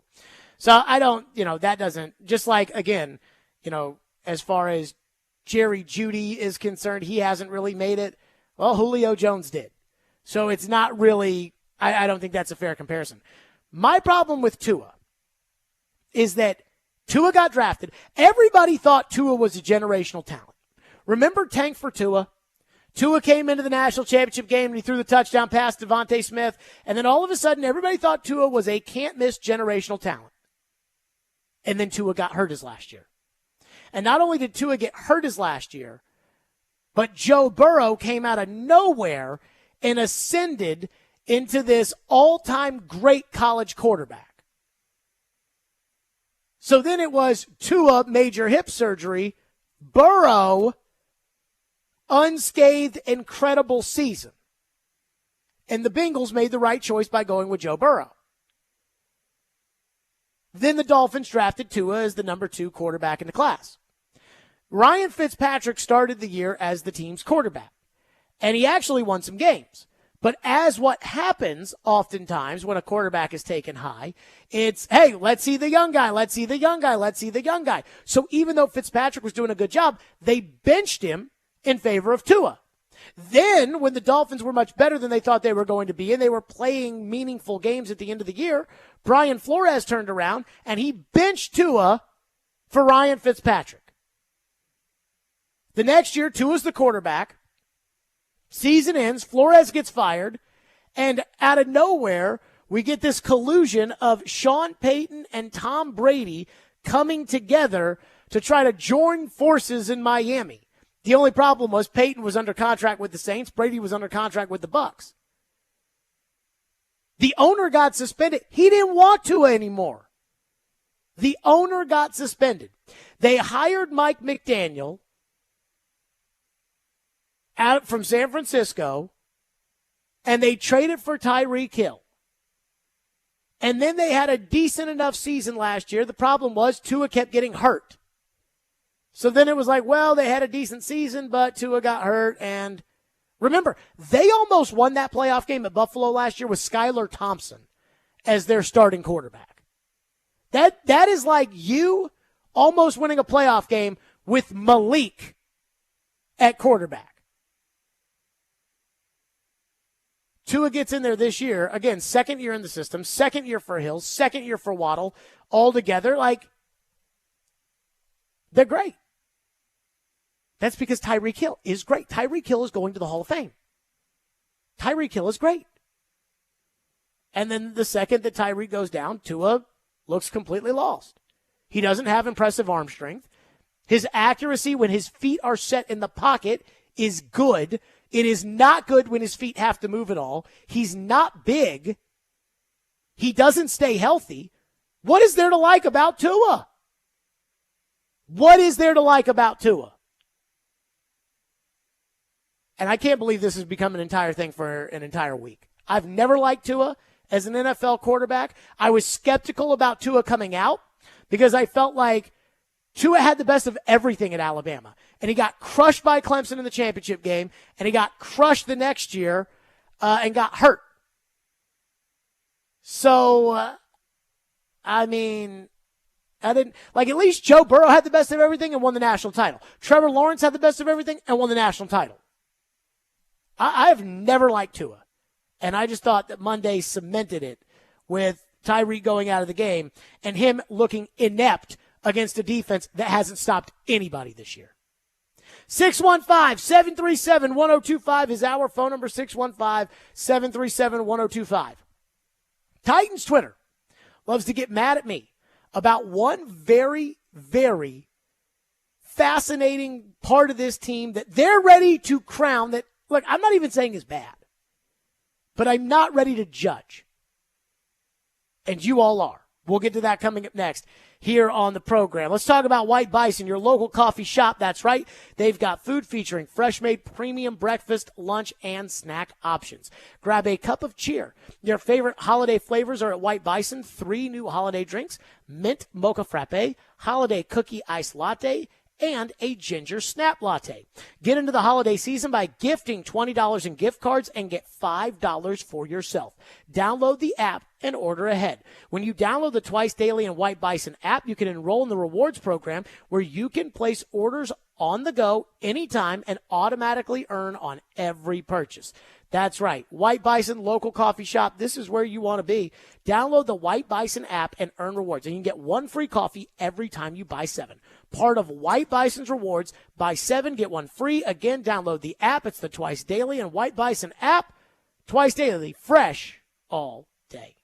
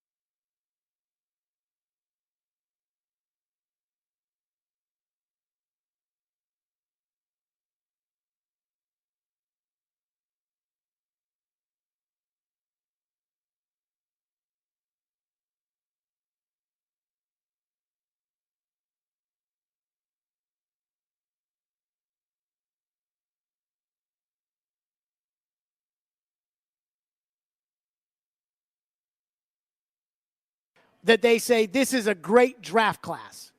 Are you ready to agree with them on that? No, I think there's promise that this can be a very good draft class. I think Levis is leading the way. Levis is showing capability and giving people confidence that he was a great pick at number 2. There's a lot of football to be played before we can say that, but he's showing that capability.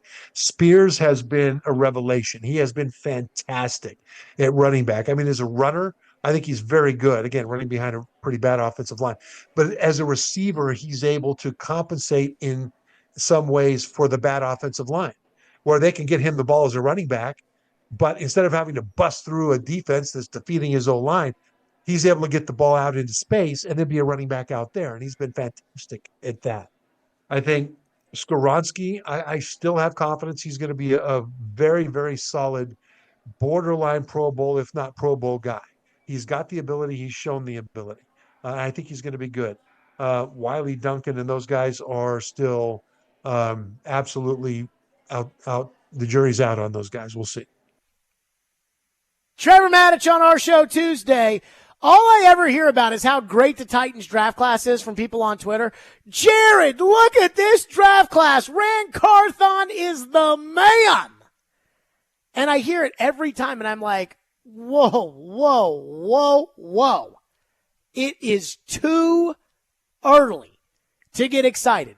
You heard Trevor right there tell you, it's too early. Levis looks like you might have something. But again,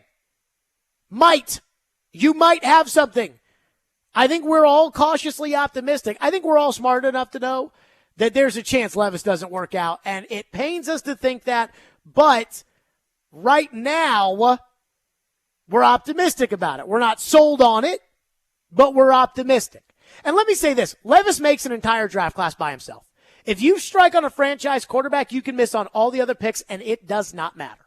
So again, and that's what I always think is funny is it doesn't matter where you pick them. It doesn't matter how you pick them. It doesn't matter. None of that stuff matters. All that matters when it comes to, again, these kind of games and everything, all that matters is that you get a quarterback. But we'll see.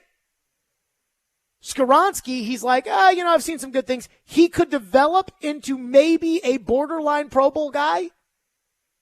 A maybe borderline Pro Bowl guy with the 11th pick. Spears he likes as a pass-catching running back. That's a third down back. And the other guys, we'll see. I get Titan fans all the time that tell me how great this draft class is. And yet, not only is it way too early to tell, but on top of it, none of these guys are headed to the Pro Bowl. That tells me that you can't say it's for sure a great class. Because when a guy is for sure a great player, he immediately comes into the league. Now, quarterback's a little different. But when the guy is a for sure great player, they immediately come into the league, and it's like, that dude's a stud. Right? Micah Parsons immediately shows up in the NFL, and boom, dude's a stud. Sauce Gardner immediately shows up into the NFL and is a star. Who's doing that on your team? Nobody. And then, again, when it comes to, look at the draft, these guys know what they're doing, Jared. The most frustrating part for me is the idea that they would pass on a potential franchise quarterback in order to draft a guard. And not only to draft a guard, but to draft a guard who's not even that good. There's a difference between, hey, these guys know how to play the system. These guys know the game better than everybody else. These guys are smarter than everybody else. And, hey, a broken clock is right twice a day. There is a difference between those two. They put these guys on CNBC to talk about the stock market, and that's great. But there are people that end up making a lot of money because they get incredibly lucky or just the right set of circumstance at the right exact time, just boom, makes them just a boatload of money. And then there's the guy that saw the recession coming, and he ended up shorting the markets and made about $1 gazillion off of the crash in 2008. Like, again, that guy is smarter than you. That guy's smarter than me. I have no idea how any of that works. He saw it coming. Nobody else did. He's a gazillionaire. Jeff Bezos, smarter than me. But then there's other people that's like, and this guy drew an inside straight and got lucky. And in the case of Levis, and again, we don't know if Levis is a franchise guy or not, they got lucky. Because they let every other team in the league have a crack at drafting him. They got lucky. And they could have lost Will Levis, a potential franchise quarterback, the guy who, if he doesn't work, will get them fired. They could have lost him because they wanted to draft a guard.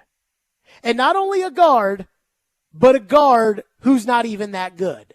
This was Trevor, again, offensive line guru. I asked him, Skoronski, that's a big, that's a big value to use on this player. Are you disappointed in how he's played this year? Here's what Trevor said. It's not good. Are you disappointed in the progress or lack of progress with Skoronski? Yeah, I am. I thought he would have taken a step forward from the middle of the season to now. We're kind of in the middle of the season, but I thought he started out doing some good things, and then he got better, and then all of a sudden things started to go south, and I didn't know if that was a function of so many inadequate left tackles rotating in. Because you and I have talked before, Jared, about the importance of the choreography between offensive linemen. And all of a sudden, you've got a center that's too small to really hold up and drop anchor on Skoronski's right. And on his left, you got a whole parade of guys rolling through that aren't NFL tackles right now. And all of a sudden, he's got to somehow coordinate with those guys. As a team on both sides, they still can't pick up a stunt. And Skoronski's part of the problem with that because he's allowing too much penetration by the drag guys. And that does disappoint me. Okay. That wasn't how we talked about Jack Conklin his rookie year. I remember when the Titans drafted Chris Johnson. I was playing high school baseball. We were playing a doubleheader at the Webb School, which is all the way out in Bell Buckle. And it was in between. Remember, the draft used to be on Saturday before they moved it to Thursday night? And it was on a Saturday, and it was in between games, and we were on the team bus, and somebody said the Titans drafted the running back out of East Carolina, Chris Johnson, in the first round. And I thought, boo! What? All that guy did was run fast at the combine. Then in the first preseason game I went to against the then St. Louis Rams, Chris Johnson took a ball right up the middle for 65 yards and a touchdown. I knew. First game right away against Jacksonville that year, Chris Johnson went ham. You knew. Outside of Levis, none of these guys have had those kind of moments. I keep telling people, Spears was excellent the other night as a third down, 2-minute back out of the backfield. But that's what Dion Lewis does. That's what Kevin Falk does. That's not what Barry Sanders does. That's not what O.J. Simpson did. That's not Terrell Davis. That's not Derrick Henry. The Hall of Fame kind of, that's not that. In fact, I thought Spears played great at what he was asked to do in the Miami game. I was more impressed with Spears in the Indianapolis game because Spears ran the ball hard. And if Spears is going to justify the third-round draft choice that the Titans used on him when there were other more important positions that they could have drafted that are more premium, he's going to have to run the ball and run it effectively. But it's still too early to know whether or not Tajay Spears is going to be able to run the ball as a true number one running back in the NFL. And again, with Skoronski, Trevor's saying, well, part of the reason that it could be bad is because the center's bad and the left tackle's bad. But it could also not be that. We don't know. It could also be that he's not that good. And he's certainly, if you're going to draft a guard with the 11th pick, that dude better be plug and play and dominant like Quentin Nelson was right away for the Colts. And he hasn't been that. I can get a guy as a guard that can play in the NFL. I can get that in the 4th round. I can go get Benji Olsen there. I don't need to use the 11th overall pick, the slot where Micah Parsons goes in a draft. I don't need to use that on a guard.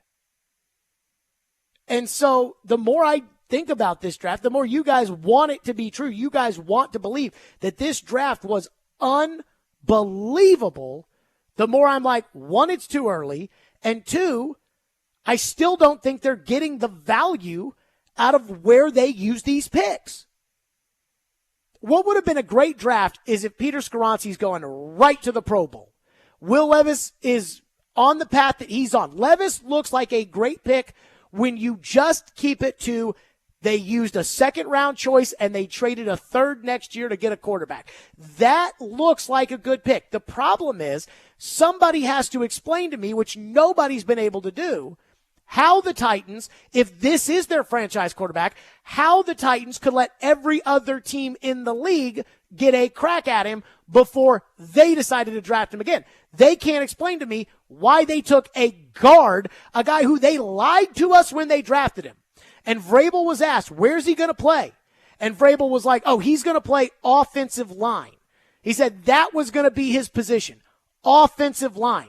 That's not a position. He didn't practice a snap in rookie minicamp, regular minicamp, training camp. He did not practice 1 snap at left tackle.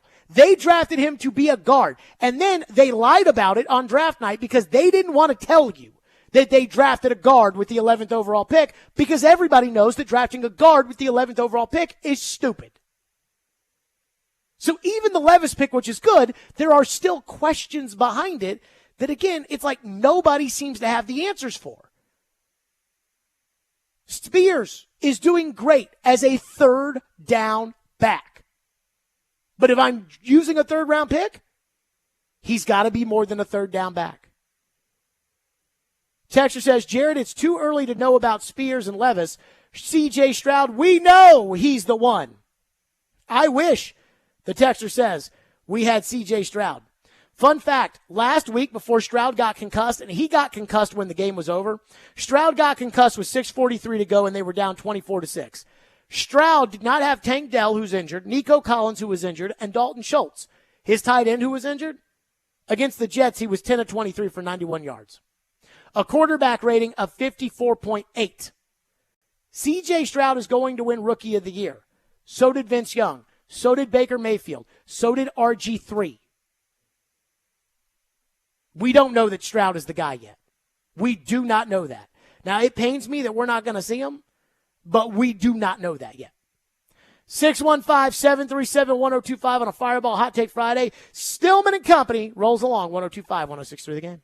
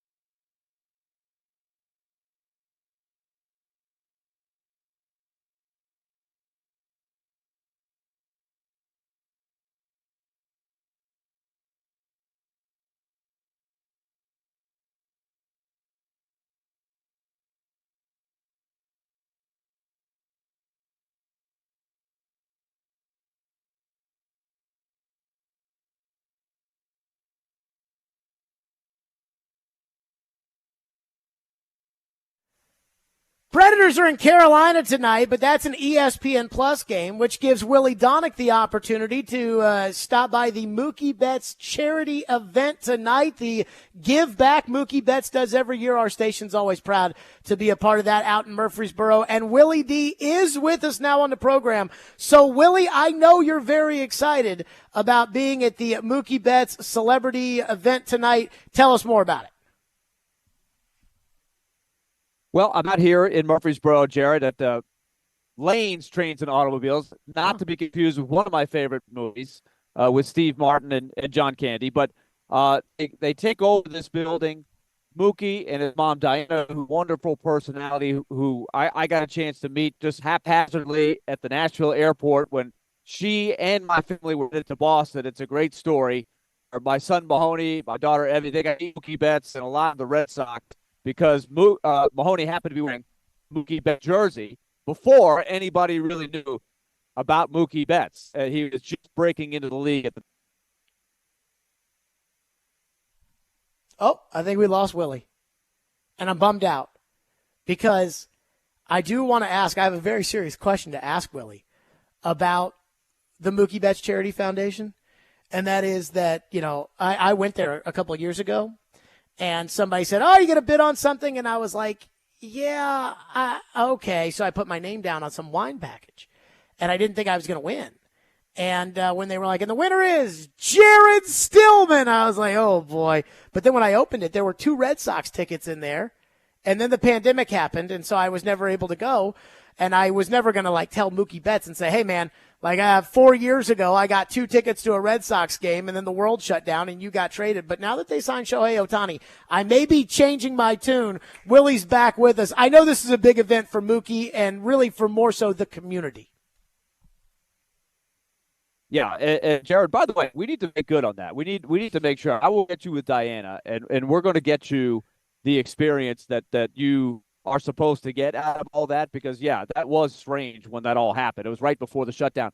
But, yeah, they pick a couple of area charities that are in need here locally through the AIM Foundation. That's Mookie's foundation. And they bowl their tails off tonight. It's unbelievable to watch. And they raise a ton of money. They've got a lot of silent auction items. And in the meantime, we've had them put together a silent auction fundraiser for a trip to Dodger Stadium. And you can get a last-minute bid in on this, Jared, which is why you're having me on Under the Wire, because in the next 10 minutes, it's going to close. But I'd love for somebody locally to win this. Mookie, I think, has shared this on all of his social media. Oh, we lost Willie again. He was going to tell people how to win it. How do you win it? I'm going to guess it's the same way that we've been telling people about how to win the Mookie Betts Foundation stuff, and I do have that in my email, so let me pull that up. To the best of my knowledge, it is the game day package. It includes a $500 Southwest gift card, a Mookie Betts jersey, or Mookie Betts jerseys, I should say, Dodgers and Dad Gang hats, and 2 tickets to a Dodgers game in Los Angeles, and a photo op with Mookie. And the email is enteryourbids@gmail.com. Willie, I'm guessing that's what you're talking about, is the opportunity people have.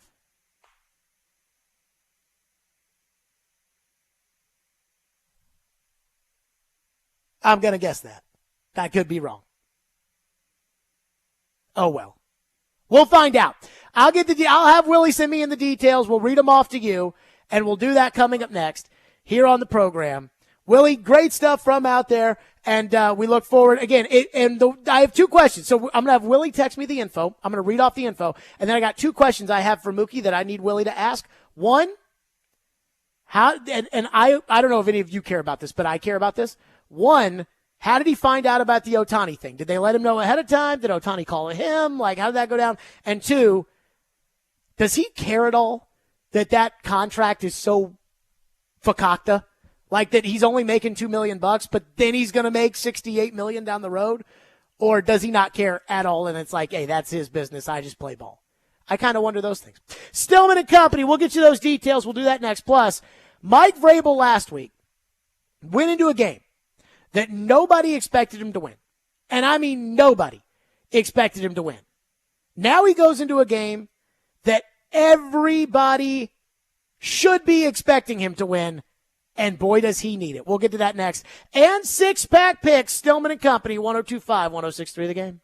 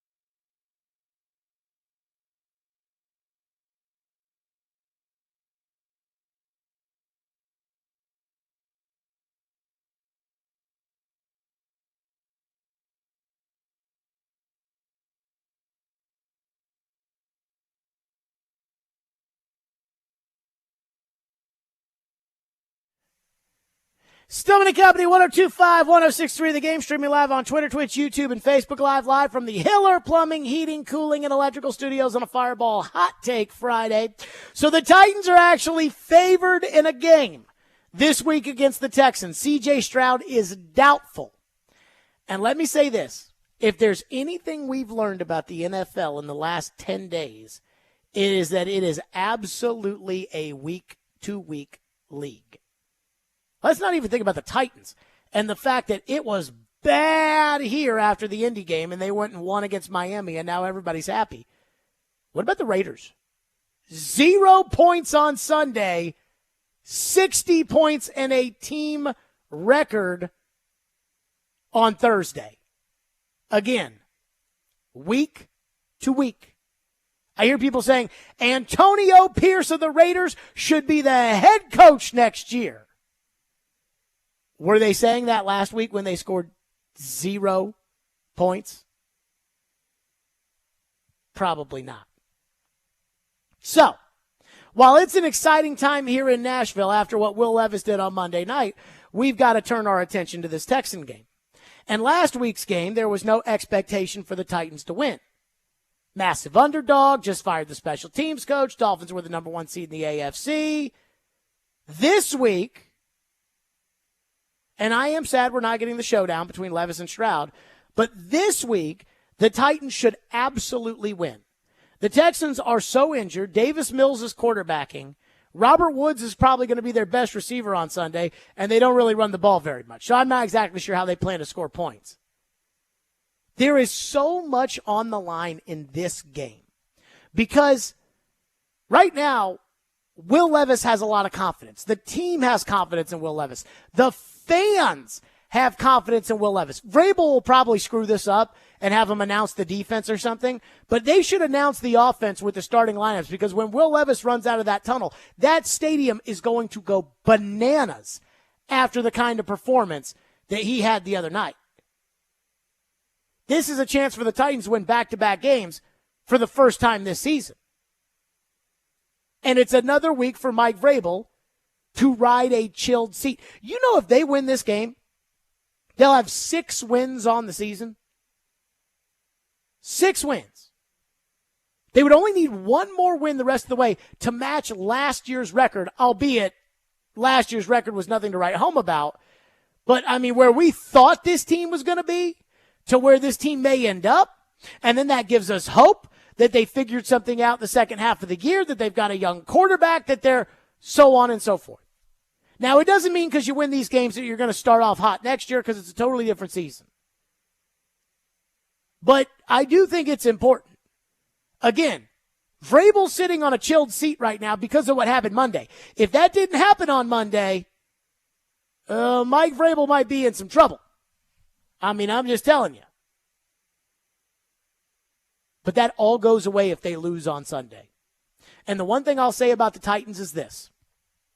When have they ever been able to capitalize recently on big moments that mean something to the franchise? This game is bigger than just a regular season game at the end of a meaningless year. There is positivity right now with the quarterback. There is belief in the quarterback. You're playing the team the owners hate the most. You're wearing the throwback uniforms, which, again, doesn't matter that much to me, but I guarantee you it matters to the owners. They're going to be wearing a special decal, and by the way, good for them, a special decal honoring Frank Wycheck with the number 89 on the back of the helmet. You're riding a wave of positivity from that Dolphins game. Do not lose this game. You can't lose this game. They can't.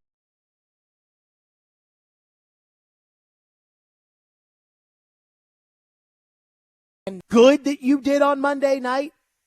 Everything that you earned, the mess that you got yourself out of after that horrendous defensive performance and abysmal special teams performance that led to the bozo special teams coach getting fired, all of those things went away with that miraculous comeback win.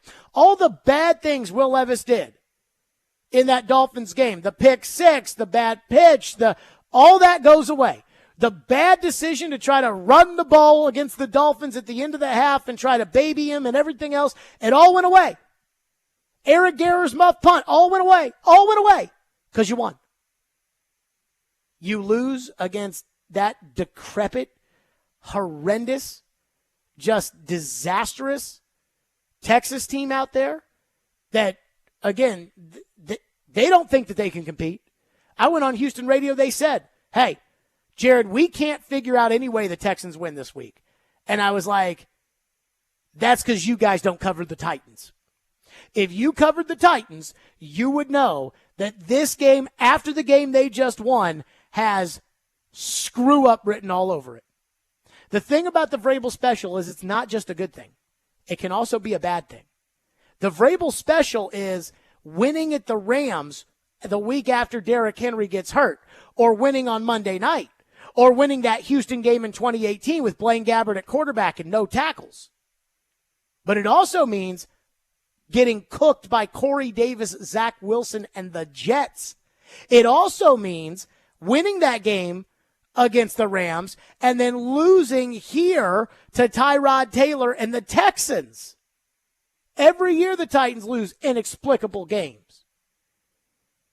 So this is one for Vrabel and Vrabel's sanity and everything else. This is one for Vrabel that he absolutely, positively has to get. All right, time now for six-pack picks, our big picks of the week. I know Ian left the info for you, David. Do you have how we did last week? Yes, I do. So last week you went 3-3. So for the season you're 50, 40, and 2. So I mean, there's only a couple weeks left in the season, then we got the playoffs. But I could be in some serious danger if I don't reel off another good week or two. David, let's get right to it.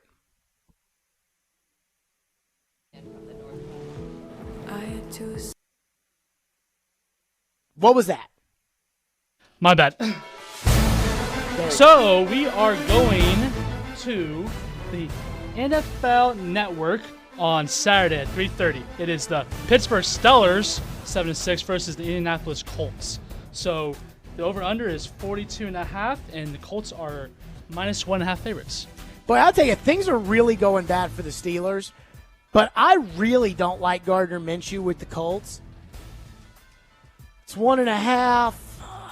Things are bad with the Steelers. Big Ben's calling out the coaching. I'll take the Colts. This one could go either way. I mean, it is kind of a big kind of playoff game. I mean, I don't think any of us think that either of these two teams have any chance to do anything when they get to the playoffs. And part of the reason why, for those of you holding on to dear hope that the Titans will make the playoffs one way or another, you sit back and think, well, you know what, but you've lost to all these teams, so they have tiebreakers over you. Did I say Colts? Yes, you did. Yes, you I'm going to go Colts. I'll take the Colts on this one, but I don't like either team. I think that the Steelers are tough, but they're kind of falling apart, and they're terrible on offense. And I don't like Gardner Minshew, but Indy's been finding a way one way or another. Pittman in a contract year is playing well. I'll take the Colts. I feel that. As a Baltimore Ravens fan, Steelers suck. So now we'll go to the Saturday night game, the Broncos versus the Lions. The over/under is 47.5, and Detroit is favored by 4.5. Yeah, that's a tough one. I mean, Detroit's not going in the right direction. I saw that Dan Campbell is still the favorite for Coach of the Year, and I think that's crazy talk to me. And I'm going to tell you why I think it's crazy talk. I think if anybody should be Coach of the Year in the National Football League, I think it's Sean Payton. I think Sean Payton should be the Coach of the Year in the National Football League. Denver was an absolute albatross last year. I mean, just a pile of crap. And they couldn't get rid of the quarterback because they've guaranteed him too much money. They had no draft choices, and they went out and paid Sean Payton $1 gazillion to try to come in and just fix this mess that looked unworkable, and it seems like he kind of has. This is going to be a close game. I'm going to take the Broncos. I'll take the Broncos plus 4.5. I just don't like the trend the Lions are on. I do like the way the Broncos have been playing down the stretch, and Denver's in the playoff mix. I'll take the Broncos.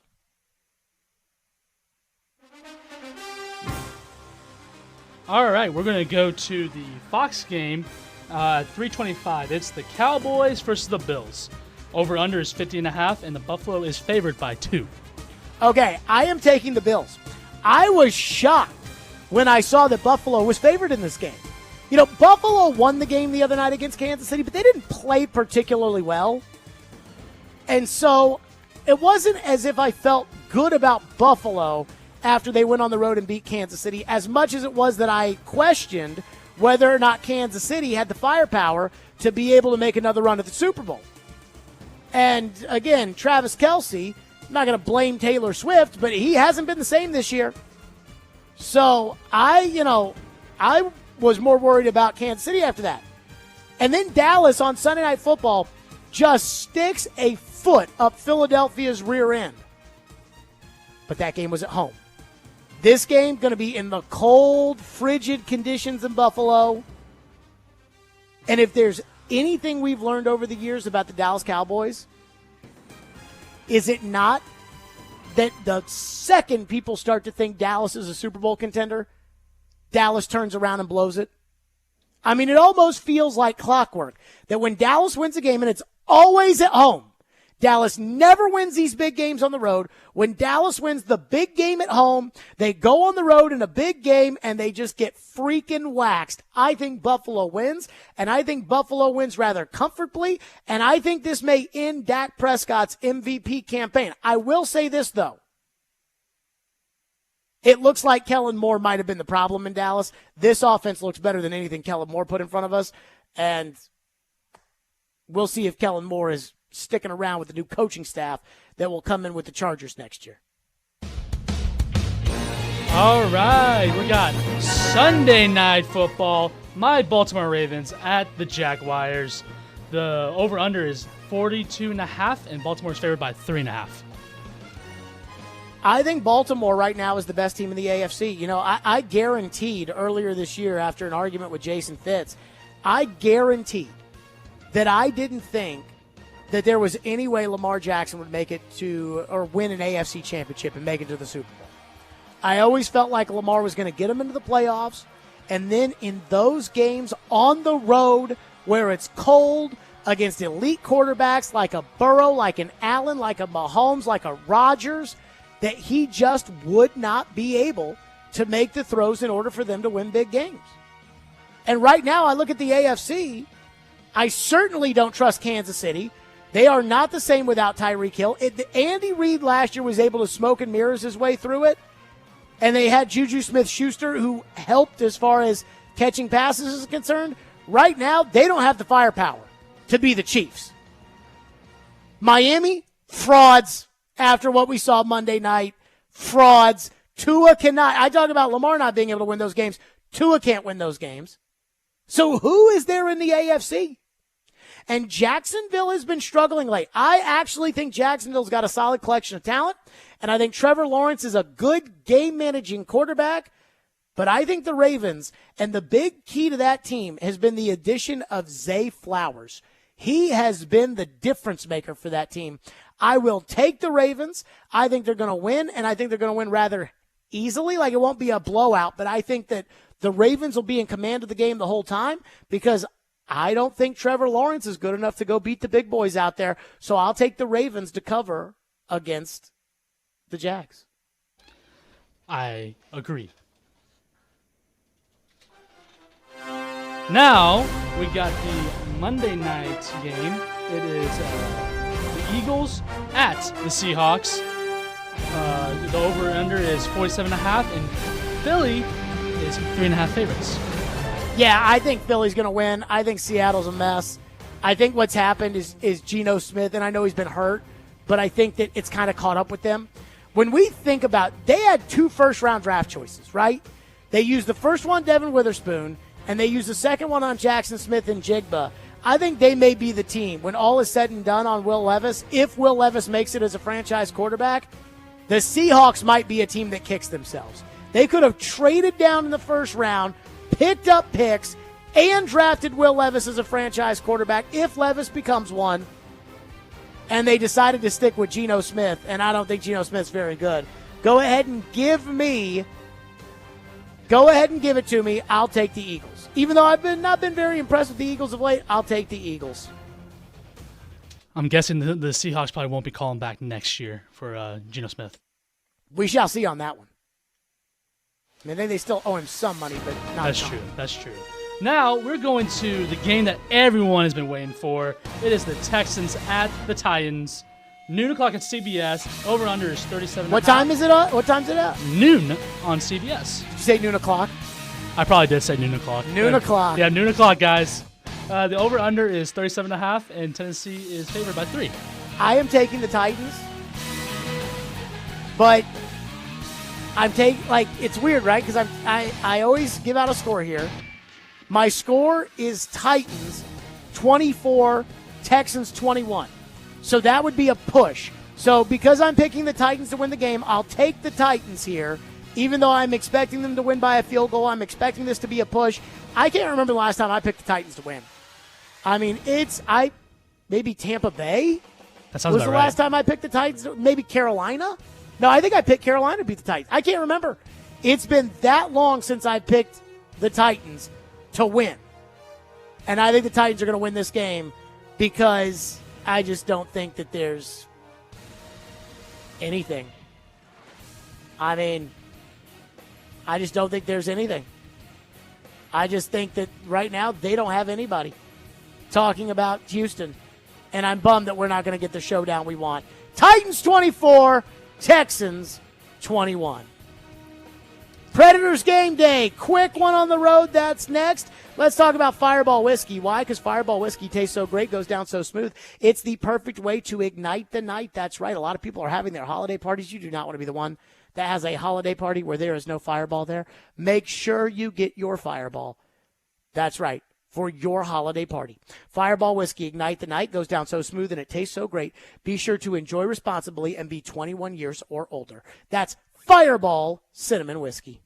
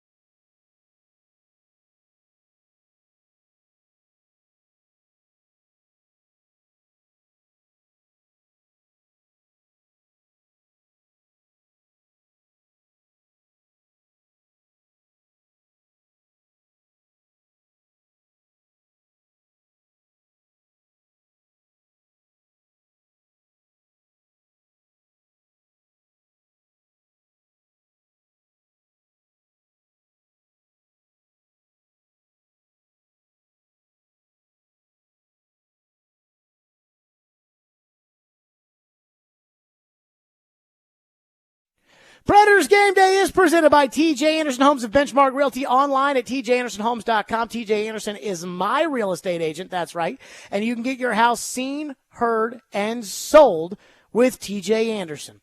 That's right. The Preds and Hurricanes. Predators coming in tonight at 16-13-0, good for 32 points.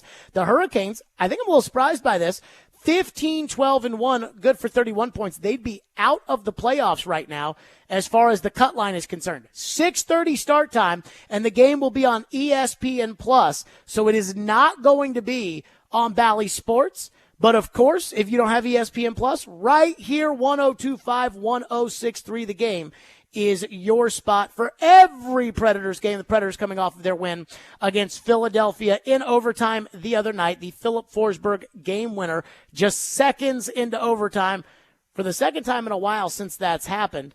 And again, right now the Predators are sitting pretty as far as the playoffs are concerned, but they've got some tough ones up ahead going into the Christmas vacation-ish period. In fact, it should be noted in tonight's game with the Predators that on the road they're only 6-7-0. And so that is something to be concerned about. The Predators, though, have won their last two. Carolina won their last game, which was a 4-1 victory at Ottawa. We'll see Philip Forsberg scoring his 10th career overtime goal on Tuesday against Philadelphia, the most in team history, passing David Legwand. Willie has you set up coming up next with Mookie Betts to kick off the Predators pregame show. That's going to do it for us, everybody. Have a great weekend. Stillman and Company. We'll see you all Monday at 2.